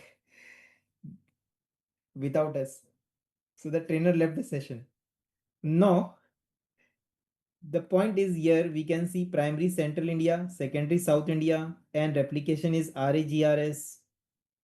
Primary is available, secondary is available. If primary is not available, you can perform failover. Failover option they have given here. Failover. If I search, if you search failover, na, you will see redundancy. So here prepare for failover button is there. Primary Central India is available. Secondary South India is also available.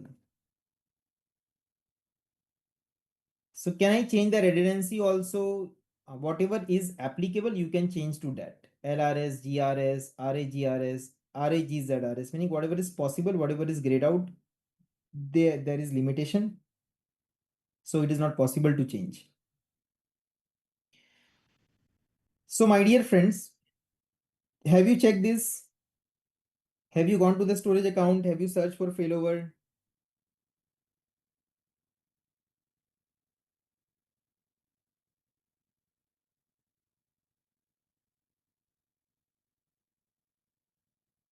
Perfect. Now, once you have done this, the next thing is you have to go, you have to close that, you have to go to the page of data store and you have to click on containers, meaning you have to search for containers. If you want to search for containers, you will come on this page. Are you on this page, on the page of containers?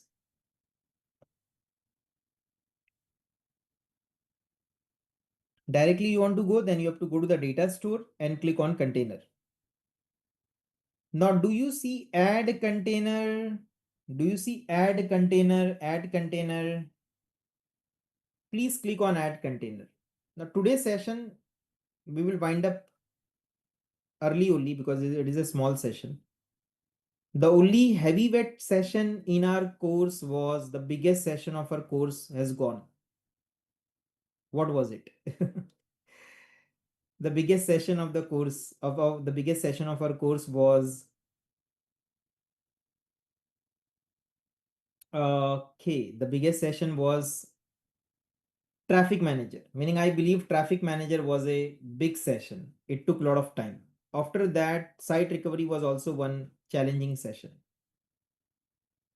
Now, this is a cute small session. Now, my dear friend, can you please give it a name, my container? Can you please give it a name, my container? And I got a message that I want to give the international exam also. No problem. We have latest dumps. The dumps, we will share it with you, or you can go to atariclasses.in/learning and you can start preparing the dumps. You can start memorizing the questions and the answers. Anyways, in the last lecture, we will be sharing the link. But if you want, atariclasses.in/learning, there you will click on Azure dumps and you can start your dumps preparation. Meaning you can start your preparation. You have to memorize the questions and the answer. The link is here. atariclasses.in/learning. See, exams can be given with the help of dumps only. This knowledge will help you to crack the interview. But for exam, the only option is dumps. That latest dumps we have here and is free for everyone. There is no login, username, password, nothing. Now, are you on this page? Correct. 600 plus question answer, meaning dumps will take time. Exam fees, how much? 4,800 plus GST. My recommendation is dumps, meaning in the last lecture, actually, I give all these tips. So you have to come till the last lecture. First, you have to complete the course. Then in the last lecture, we have a session on this. So please give the name my container. Have you given the name my container? And click on create. Have you click on create, my dear friends?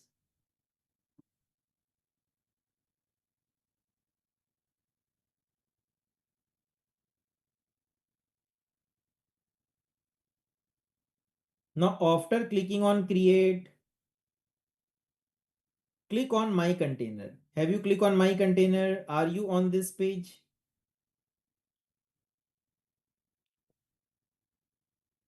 Now, do you see the upload button after going inside the container? Do you see the upload button? Upload button, perfect. That's great. So what you have to do is you have to go to the desktop of your computer and you have to create a file with the name of hi.txt. And I have a message from one of the student. It's a motivational message. Do you want to read the message? I can see that on my desktop. Do you want to read the message? Okay. So see here. Just read it. Meaning actually there is no beauty, meaning no beautiful part of the trainer. It is the beautiful part of the student. Quickly you can have a read. I've just hidden the name.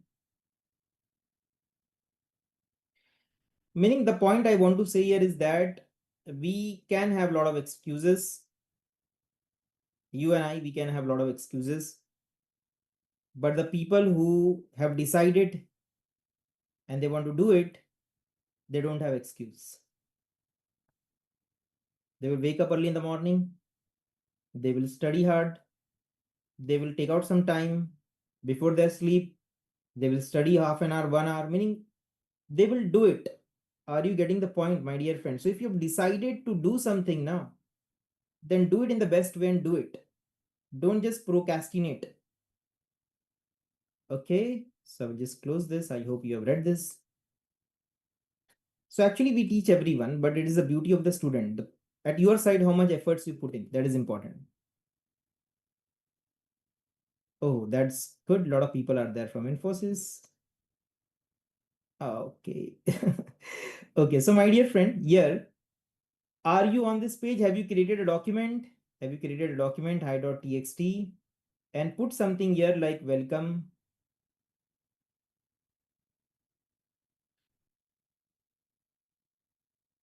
Have you put, my dear friends? Put something like this. And then go here and click on the upload button. Have you click on the upload button? And today I got one more message from my CCNA student. He told me that, sir, I got the job. And I asked the salary because he was telling me that how to negotiate the salary. So I asked, no. So he told me I got 50,000. And I was like, yeah, too good. For a fresher guy, it's too good. Now click on browse because fresher people, they normally get 2025. Okay, so have you click on the upload button, click on browse for files. Are you on this page, my dear friend? Click on desktop and select your document. Have you selected your document?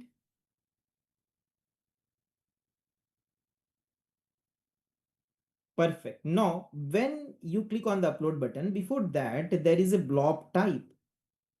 Blob means what? Images, documents, videos. That is known as blob. Then the next thing is page blob. Page blob is used for virtual hard disks. So when virtual hard disk is uploaded into the storage account, then that is shown as a page blob. That example we will take in upcoming lecture. Page blob example we will take in upcoming lecture. An append blob is a very special type of blob that is used for append only operation. Appending meaning, for example, frequently adding new data in the file. For example, Kiwi syslog is there. In Kiwi syslog kind of server is there. And the Kiwi syslog server, there is a file. That file continuously get logs from the Windows server. It will get the logs from the router switches. It will get the log, and that file will be continuously appended. So that file, if it is kept here, then it will be append blob. So we just need to keep it like images, document, voice, videos. We have to keep it as blob only. Okay, we are uploading a document file which are continuously getting updated. Logs are coming to that file.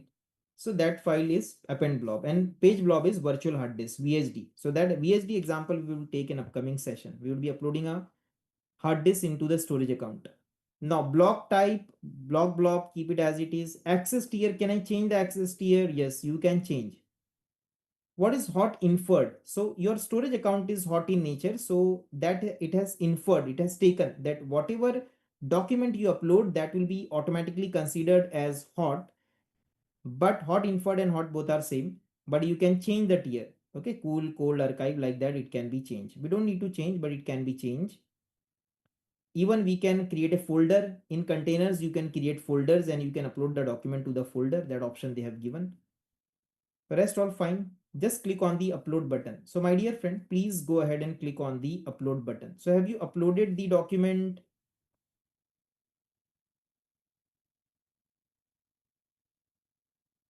Okay, now this document is available on the internet. So can I access? Let's see. Can you please click on hi.txt?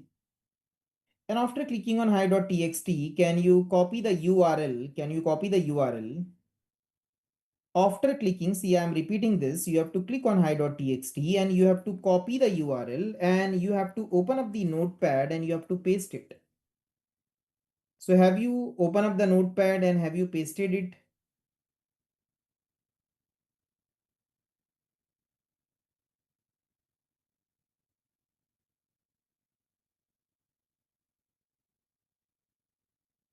Now, this URL, we need to understand this URL. This URL consists of your storage account name. See, this is the storage account name. This is the domain name, blob.co.windows.net. So the storage account name has to be unique. So this is our complete storage account name over the internet. It's a unique name. Then this is the container name. This is the document name, meaning the blob name. This is the container name. Your container name and my container name, your blob name and my blob name is same, but the storage account name is not same. It is unique. So when we copy and paste this URL on the browser, it will go to my storage account, my container, and my document. Your link will go to your storage account, your container, and your document. If I want to upload 1 TB data during the creation storage account option or blob, we need to select. You need to select blob, correct. Meaning you don't need to select file share or Other options you need to select blob, but actually whatever option you select, they have created the storage account in such a way that blob option is there available in all of them. Meaning if you create a storage account general purpose one, the way we have done, all the four services we can see that we will show in some time. But at the time of creation, it is good to select the Azure Blob one if you are focused on uploading TBs of data. My upload option is grayed out. We need to help you. So what we need to do is we need to make you the host. Rest of the people, can you do one thing? Can you copy this storage account name and can you paste it in the browser? Are you able to access? Can a user mount this file share? Yes, my dear friend, we can mount it. We will see that in upcoming session, how to create the file share, how to mount it. And from the any part of the world, it will work from your laptop also. Error we are getting right now. Before resolving this error, what we will do is we will make a Narayan as the host. So please click on the green button. But Narayan Nikam, my dear friend, okay, you have okay, click on the green button, share button.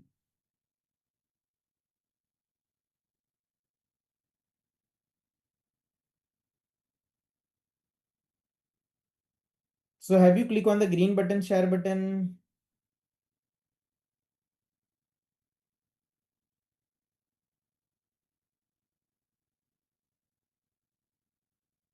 It's disable. Okay.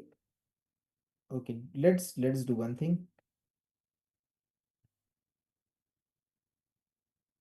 Now please check. Is it enabled?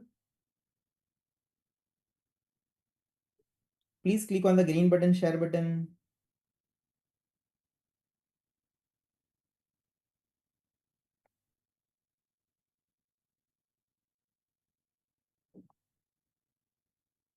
Okay. Now please scroll up. Please scroll up. You have click on upload VSD file as page blob somewhere. Okay. Untick on this upload VSD file. Fine that. Fine. That is also. Untick on advance, meaning untick or minimize the advance.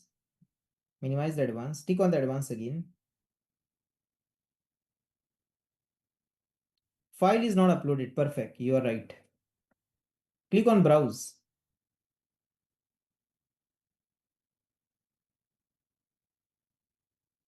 You are trying to play with Azure. Let's see. I will not upload the file and I will complain about you people. So, my dear friend, coming back here. Now, the next thing is, are you getting the error? Are you getting the error? Is it done? So now how to access this? How to access? See, what we have to do is we have to go to hi.txt, and after going to hi.txt, see, I will repeat this. Once your document is there in front of you, you have to click on hi.txt. You have to copy the URL and paste, and you will get an error the way I am getting the error. We all will get the error. Why we are getting the error? Because the storage account is on internet, but the storage account is secure. Anyone cannot go and access. So what we have to do is we have to generate a signature. We have to do authentication, you can say. So that is known as generate SaaS. Please click on generate SaaS. So the storage account is on internet, but it is secure. Like that, anyone cannot access. Even the one who created that user cannot access. So click on generate SaaS, and then here you can define the permissions also. What all permissions we can give to this document. We will just give it read permission, and what till what time to what time this signature will work, meaning a signature will be created. Using that signature you can access your blob. So the permission you can define that the access should work only from this date and this time to this date and this time, and the access will work only from this IP address. All this kind of security you can mention here, meaning Azure says that Storage account is on internet, data is on internet, but that doesn't mean it is publicly available for everyone. It is secure. You have a lot of controls. So now, where is this option? This option is here. Inside the container, your document is there, hi.txt. You have to click on the document. You have to click on generate SAS.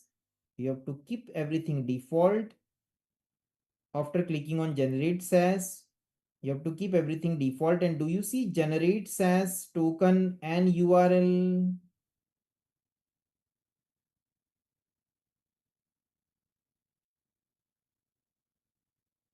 Can we make storage account public at the, meaning can we make container public? Previously that option was there. Now they have disabled it as a part of security.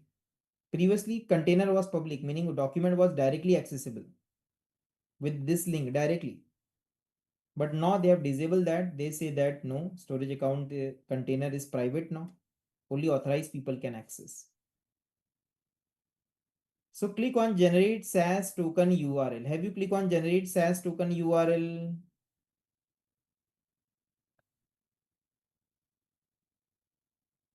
It's applicable on container as well. Container is private. That we will show. Once we do this, we will come to the container level. So do you see this blob service SAS URL? This is the authentication token. After hi.txt, you see the question mark and this. This is the authentication token. You have to copy this and you have to paste in the browser and tell me, are you able to access? So I have not put up the public IP. So even you can access my link. Even you can access my link. So are you able to access? Perfect. Now, can you do one thing, my dear friends? Can you do one thing?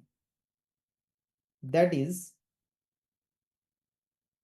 you have to copy and paste the link in the notepad. You have to copy and paste the link. And here people make mistakes. So have you copied and pasted the link?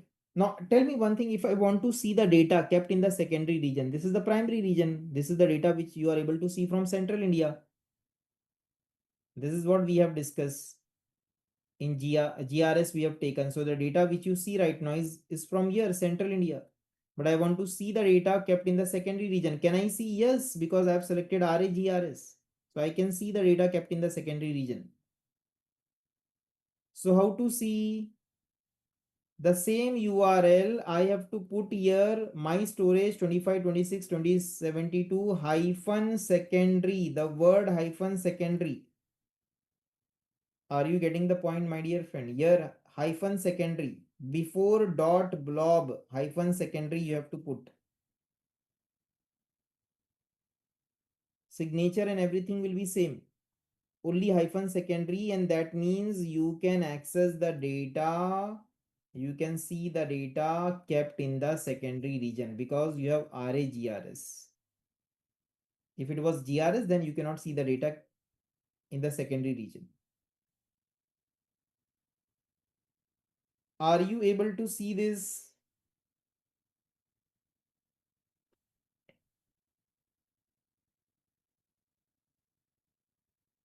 Perfect, that's great. Now, my dear friend Tarun, you are facing problem. You are not able to see. We will make you the host. Please click on the green button, share button.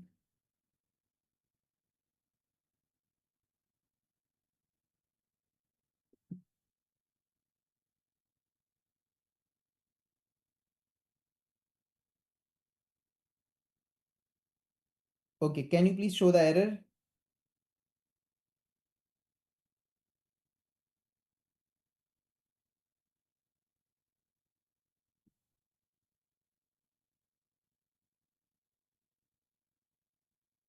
I think some gadbad is there. Go back to the portal. Go back to the portal and scroll up, my dear friend. You have to scroll up, scroll up, scroll up. Okay, don't you use Excel. In Excel, it will get downloaded. Use Notepad. Notepad will be good for you. You won't be able to understand in Excel because Excel will get downloaded. So use Notepad. Click on upload and upload some Notepad text document. Browse and any Notepad you have, new text document, correct. Open, upload. Click on upload. Now click on the new text document. Click on the new text document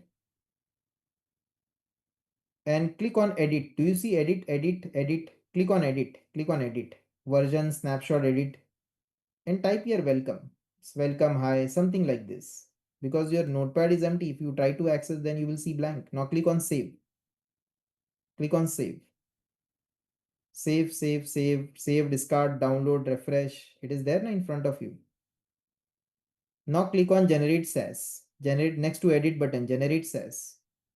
Generate SAS button. You are either very fast or I need to go slow. Click on generate SAS. Scroll down and then click on generate SAS token and URL. And then scroll down and then select blob service URL. Perfect. Now copy and paste.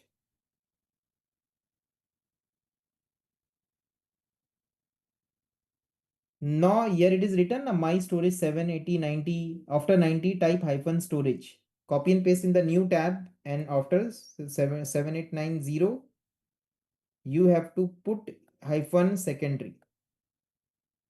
Okay, and then you will be able to see the data kept in the secondary region like this. You have to put hyphen secondary between the storage account name and dot blob. Okay, now the next thing is, please have a look. I will show you something interesting that is synchronous and asynchronous. If I go and there are three welcome here. So if I go and if I go to the welcome document where it is here. No, here it is high document. Okay. I change it to like I add something more. Please have a look. This is just for understanding. And if I go and if I upload and overwrite, I have to click on overwrite, browse, hi.txt, upload. Now if I go here, refresh, here it is fast. So, but in South India, see this is asynchronous. It is taking some time. Little bit time, not a very big delay, but it takes some time. So here in Central India, it is a fast, quickly updated live, but here it takes some time because it is asynchronous. From Central India, it goes to the South India. So this copies will take some time. So this is asynchronous, this is synchronous. Okay, now going to back to the, before going back to the storage account, we will do one thing. Are you on this page, my dear friend? Are you on this page? Hi.txt, do you see? Click on the delete button. Click on the delete button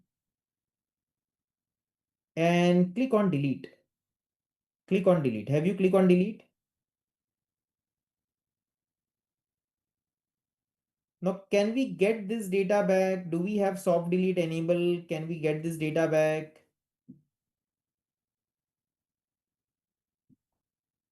See, soft delete, here the option is there. Show active blobs. So here the option is there. You have to go here and select show active and deleted blobs. So from the drop down, you have to select show active and deleted blobs. Are you able to see your active and deleted blobs?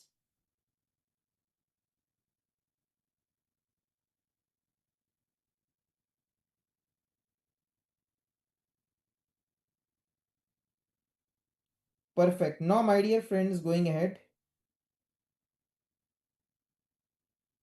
right click. Oh, where we have to right click and undelete. If we need to keep all the important data folder and we want to access or map the folder to the user device, how we can do this? So that option is there. That is known as file share. It is not that option is not available in this blob. That option is available in the storage account file share section. This is for website kind of thing, upload, download, meaning images, documents, complete website images can be kept here. It is like that kind of thing. For mapping it to the computer level, then file share is there. Now please right click and do you see undelete? Please click on undelete. Have you got your data back? See, you have got the data back. If the document is deleted, you cannot access.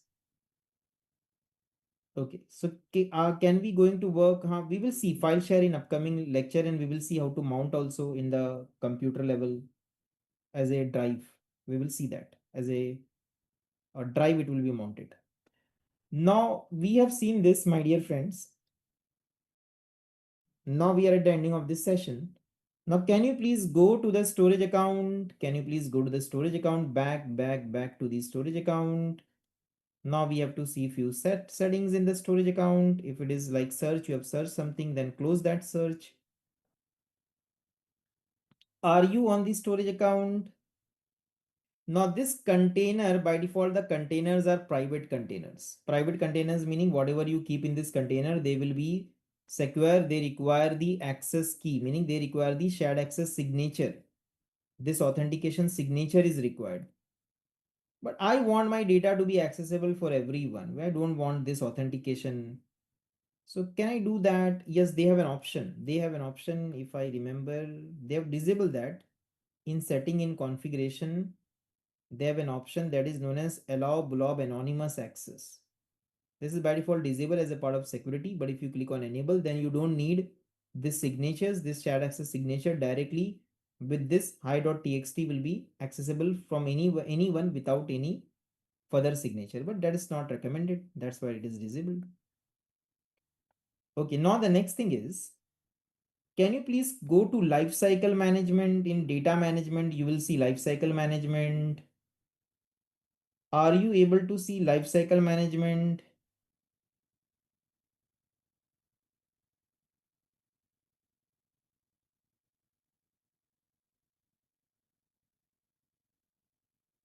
Okay, now here is the lifecycle management. Now lifecycle management offer a rich rule and use the policy. Okay, okay.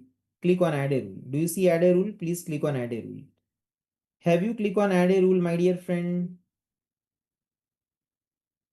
Now we can simply give a name, whatever name you want, logical you can give, but simply right now we will give my rule. Have you given a name?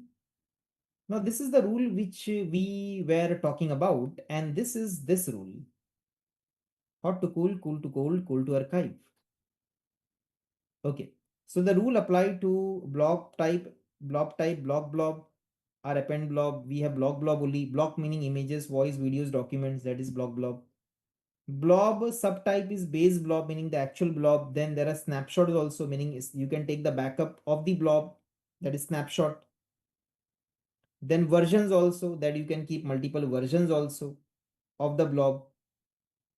So, and the next thing is soft delete. If the blob is deleted, we can get it back. So all these facilities they have given, because in website applications, all these things are required. So they have given all this facility. Now we don't need to tick them. We just need to keep this default and click on the next button. Are you on this page? So lifecycle management use your rules.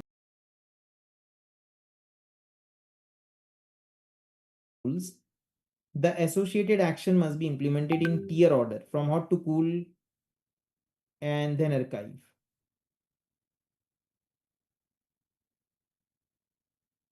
Okay, now here if base blob were last modified,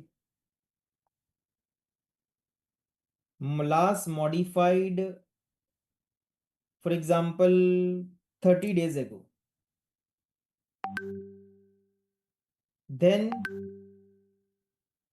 delete the blob, no tension. So then move to cool storage. So can you please go ahead and select move to cool?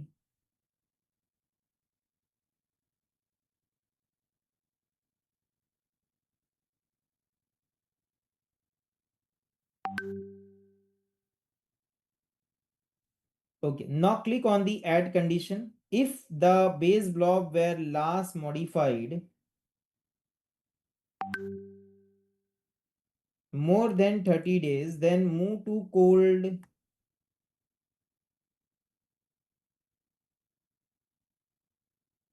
Have you seen this? Now we are at the ending of this session. Then if the base blob were last modified 30 days ago, then move to archive. Like this you can create.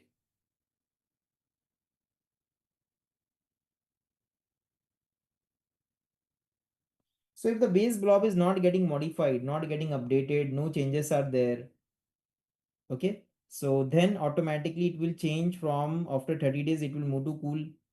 Then from the cool tier, if there is no modification in 13 days, 30 days, then it will move to cooled. In cold tier also, if there is no modification, then it will move to archive.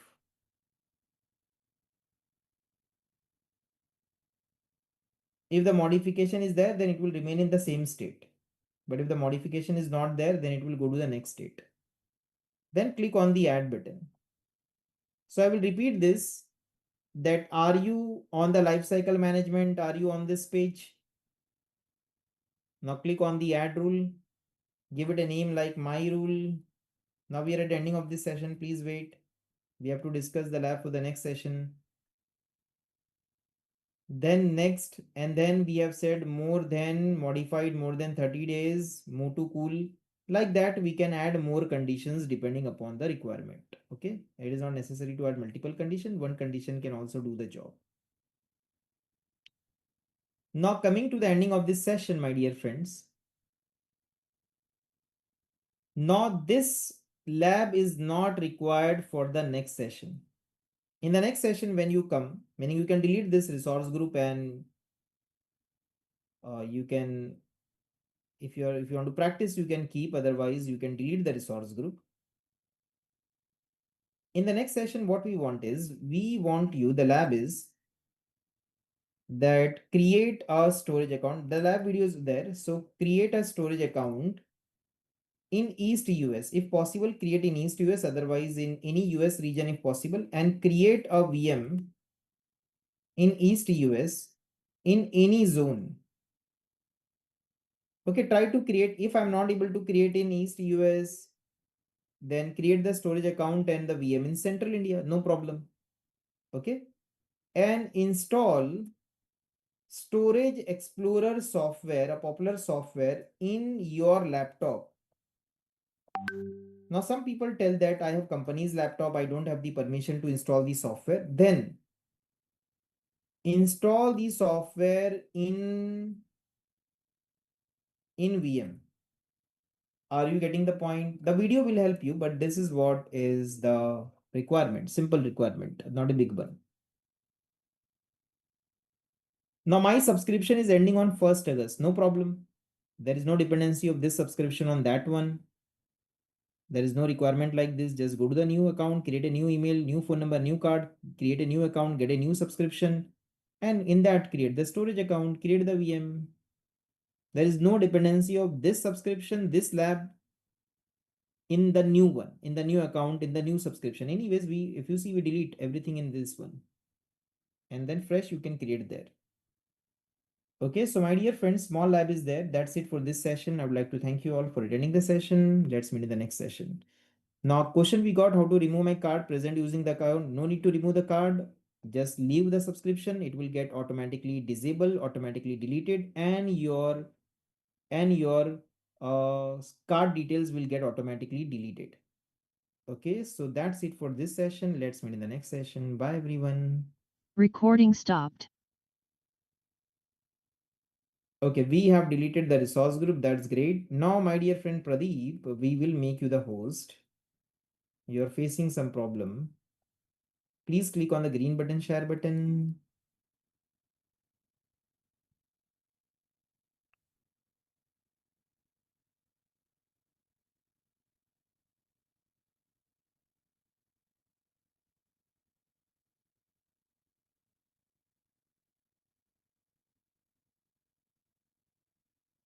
So the problem, I think you have put up the problem to me on WhatsApp, and let me check.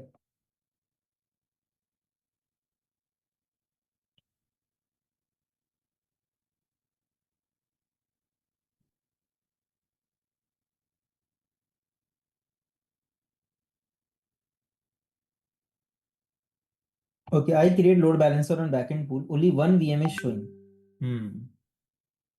My vault is pending. Okay, you need to wait, my dear friend. Those people who are facing problems, some problem you need my help, please wait. We will help you one by one. Please give the name my load balancer and go ahead. Standard public regional. Standard public regional. Just give my LB. That's it. And click on standard public regional. Perfect. Perfect. Now click on the next button and click on add a front end IP. Now before that, what I want you to do is click on home, my dear friend. Right click on home, right click. Okay, I make a mistake here. Anyways, anyways, go to the virtual machine. I just want to see that in which Central India. Okay, click on web VM1. I just want to see the VNet. Both the VM should be in the same VNet. Web VM1, your problem, I think this, it can be a we just note down this web VM1 hyphen VNet. Go to web VM2.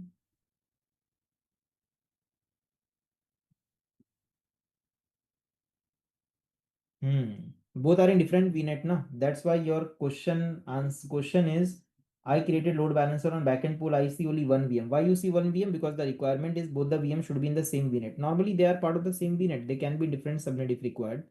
But your VNet is different, na? So that's what doesn't work. So you have to delete one VM and create the another VM in the same VNet. In the same subnet you can create and see it will work for you. You will be able to see both the VMs in the backend pool of the load balancer then.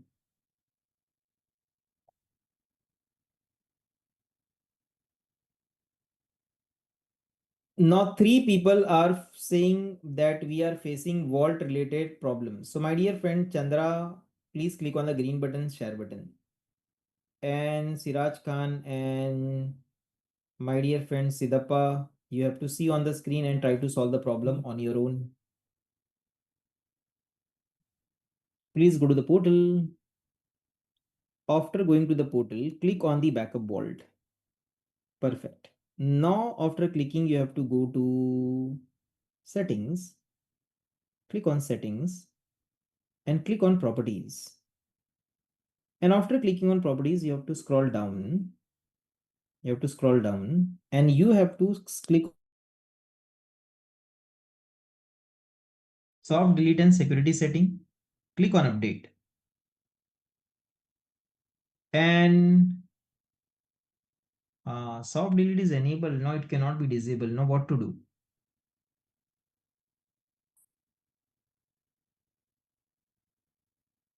Always on retention. Change the retention to 1 day. Change the retention to 1 day.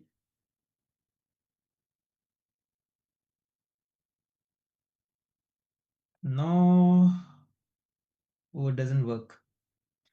Always on soft delete is enabled for this vault, and soft delete cannot be disabled for this vault. You can't do anything right now. You have to wait for 14 days. Because previously, na, this what I used to do is soft delete I used to disable. Then I used to go to the backup data and delete the backup data, get the backup data and delete the backup data again. Okay. So you have to leave your resource group. This resource group, you have to leave it.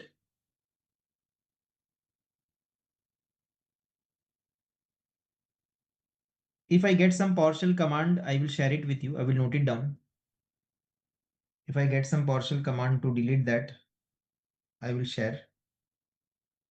Vault delete. Previously, there was an option that undelete the backup, meaning disable soft delete, and that was a trick. That trick failed. You can also correct. You can also Google out and check the PowerShell command for this. No, correct, share. Okay, now please repeat what should I do on the second VM about the VNet. You have to delete one of the VM. Okay, and note down the VNet of one of the VM and create the another VM in the same VNet, same subnet. Your two VMs are in two different VNet. That is the problem. So put both the VM in the same VNet. Delete one VM, create another VM in the same VNet of the previous one. Now, my dear friend Siraj and Sidappa, we will take your systems remote if you are facing the problem. We have a lot of time after the lecture. Please click on the green button, share button. Siraj, please click on the green button, share button.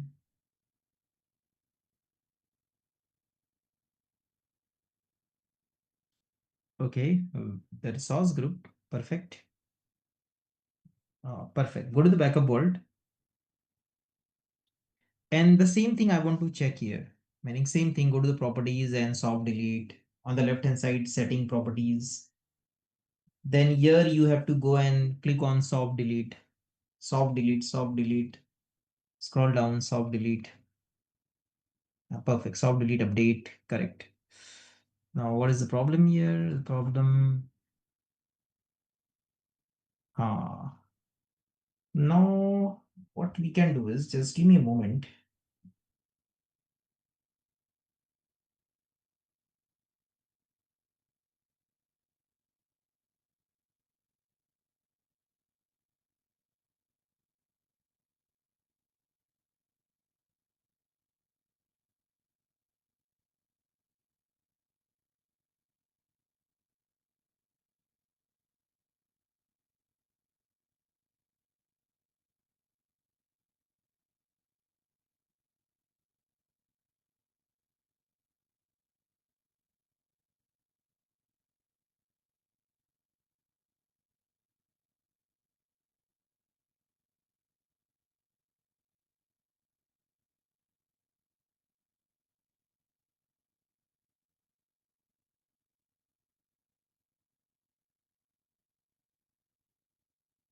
Okay, so as per current information, you have to hold this for 14 days.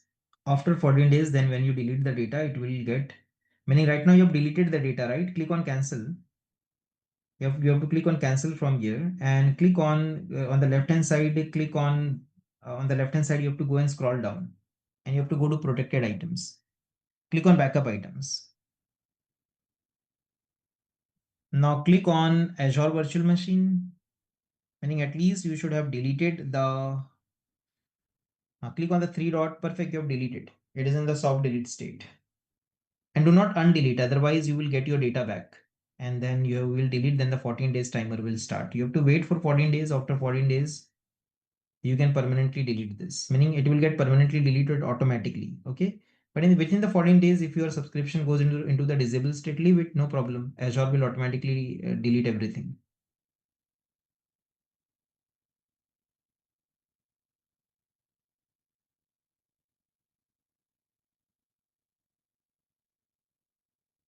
No, no, no. Anyone else, my dear friend, Sidappa, you want me to take the remote? If you want, then I can show the page from where we can extend the subscription. That is very important page here. That you can show. So we will take your remote so that everyone can see. Then we will take the remote of Sidappa and see the problem. So my dear friend Rohit, please click on the green button, share button. Because everyone is curious that how it is enabled.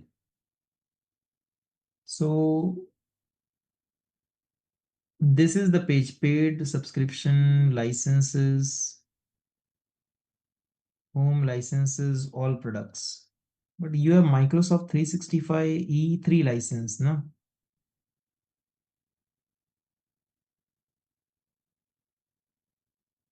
Go to admin center, okay?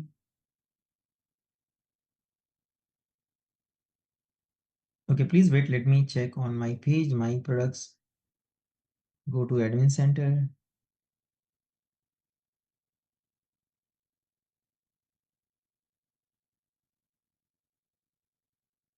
You have some other licenses, my dear friend. That is not for everyone. You have this E3 license.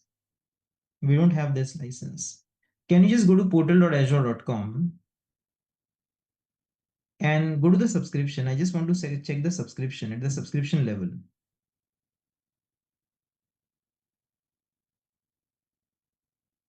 And after clicking on the subscription, click on the subscription, click on the subscription.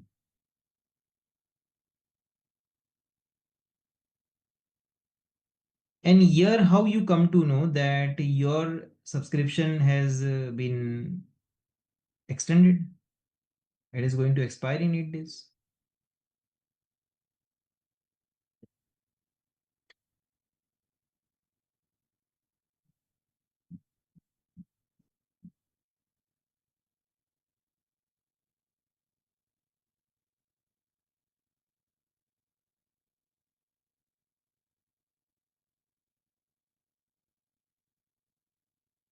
So everyone's happiness is lost.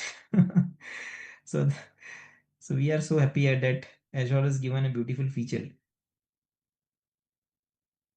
was thinking here, Azure has such a big heart, meaning that is that other Intune licenses and other licenses they allow to extend because they want people to test there. But in this subscription, I had a doubt because this is something that this is a load actually on them. CPU memory has been utilized. People are creating servers. You have extended your subscription for this, my dear friend. Even you have to test it out. You have to wait for 8 days. Now it is second month I'm using. Mm, then you might be right because now that we cannot track on renew on 8/10 with one paid license and 8/10 8/10 8/10 June, July, August, 10 August. Okay, you want to say anyways, my dear friend. You have messaged me.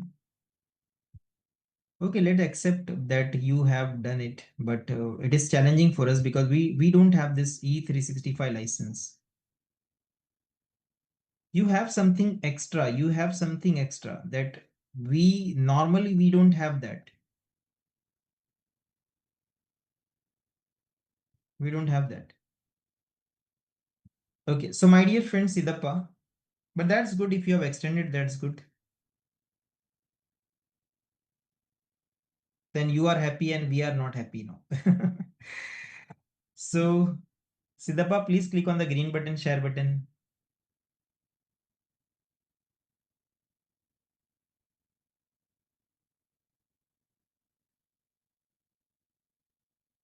Move resource mover central.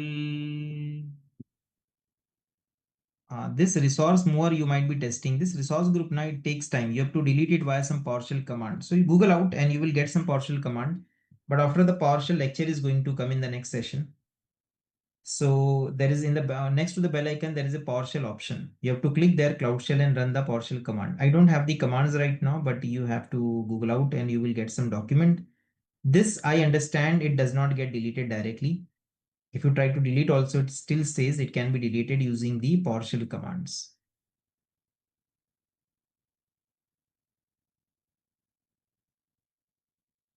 Can we check on admin.microsoft.portal which license you have? Okay, so let's check admin.microsoft.com.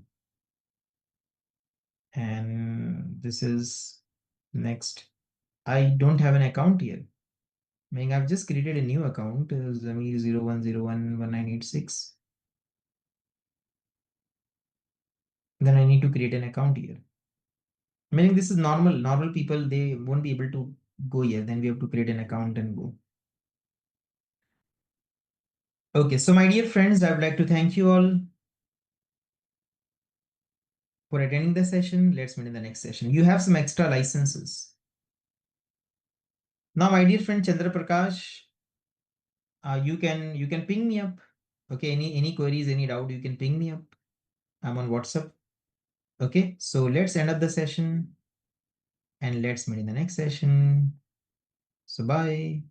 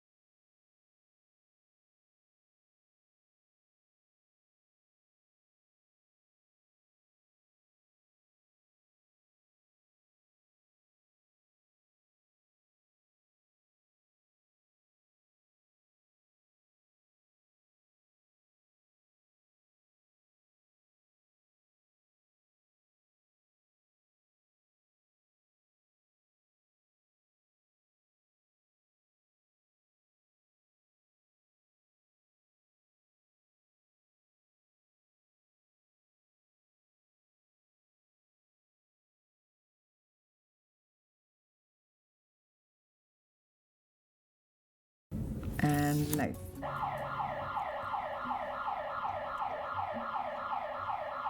Hi. Today I'll be showing you how to create an Office 365. No, account is not right. Admin directories, and then we have the all to create a new user bulk. Create now. I'm going to create a new user.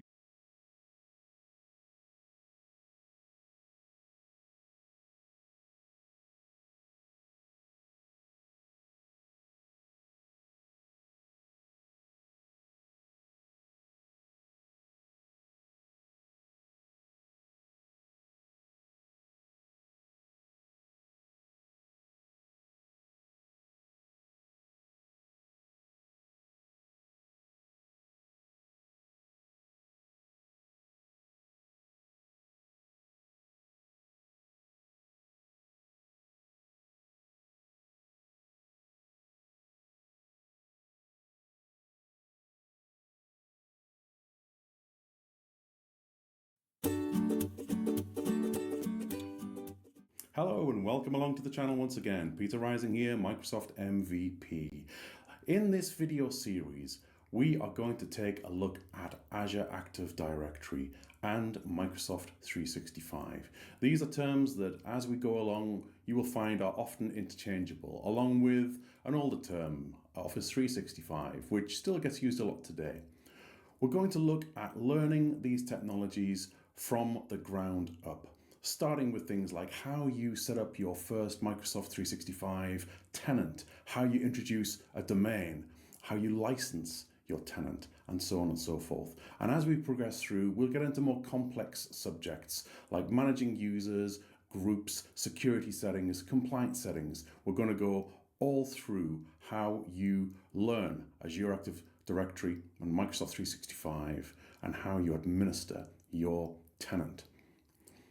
This series will also be dual purpose. I'm intending to follow the new Microsoft certification guide for the MS-102 beta examination, which has recently been released and is intended to replace two existing exams, which will be retiring soon, those being the MS-100 and MS-101 exams. So, if you're looking to get certified, if you want to get the new MS 102 certification, if you're just brand new at Microsoft technologies, if you're looking into moving into Microsoft as a career within tech, wherever you may be in that journey, whether you are of school leaver age or coming out of university or just changing from one career path to another, I'm hoping that you will find this series useful.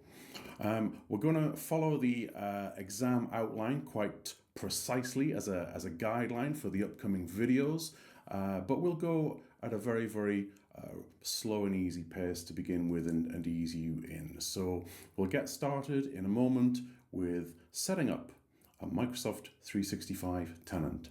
I hope you enjoy it. I hope you get a lot out of it. Let's dive in.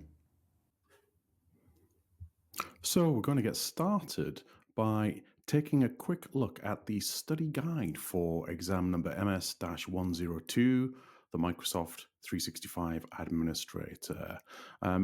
Even if you're not planning to take the exam, this is a very, very good guide to follow in learning Microsoft 365 and Azure Active Directory. So this can be found quite easily on the Microsoft Learn web pages for the MS 102 exam. And you can download this guide as a PDF.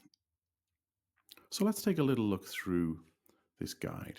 First of all, the objectives of the exam. So if you are going to take this exam, these are the skills in this guide that are measured. And candidates for this certification will be Microsoft 365 administrators who deploy and manage Microsoft 365.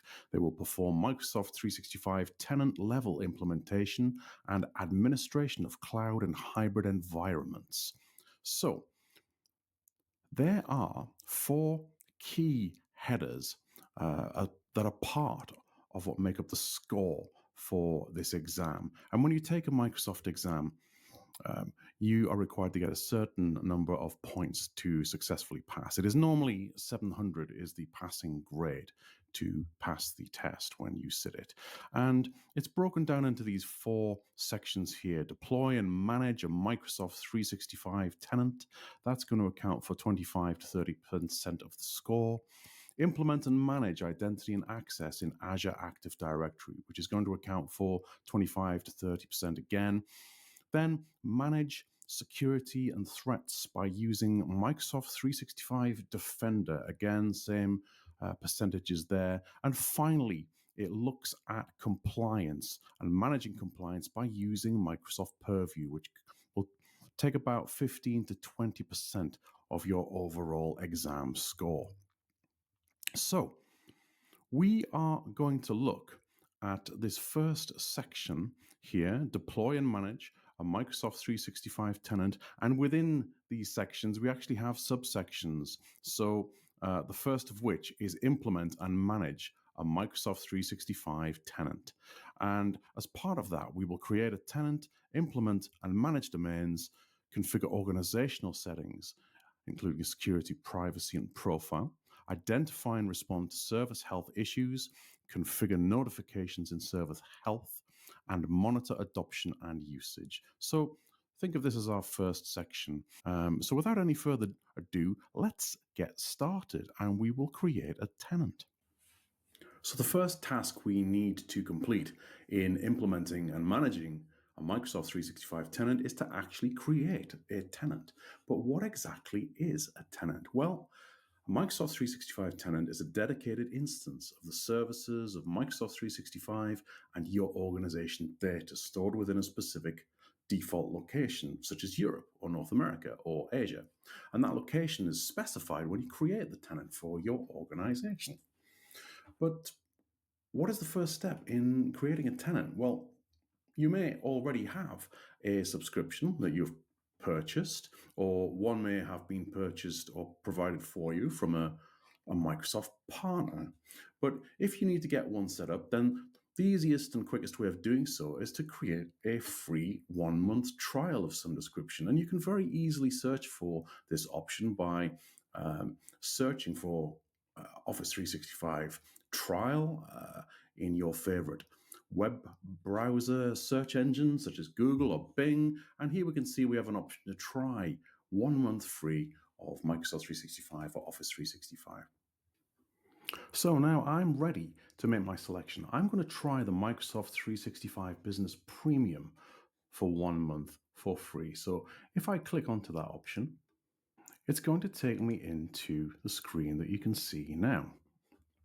And it's going to ask us to get started by entering a work or school email address and check to see if you need to create a new account for Microsoft 365 Business Premium trial. So if I added one which is already tied to a Microsoft 365 tenant, it would detect that and say, you cannot proceed with this address. You need to select another one. So what I'm going to do here is I'm going to pop in an email address that I specifically created for this. And it's an outlook.com address. So here it's telling me that it looks like I need to create a new account. Let's get me started. Continue as this address, this outlook.com address. Yes, I want to do that. And on the right here, I can see that I'm signing up for a trial and I'm getting up to 25 users during the trial. And the trial includes the same features as the paid product. You will note that a credit card is required for future billing, and the paid subscription will start when the trial ends. So let's set up the account. I'll just get some details. Okay, so now I'm going to click on to next.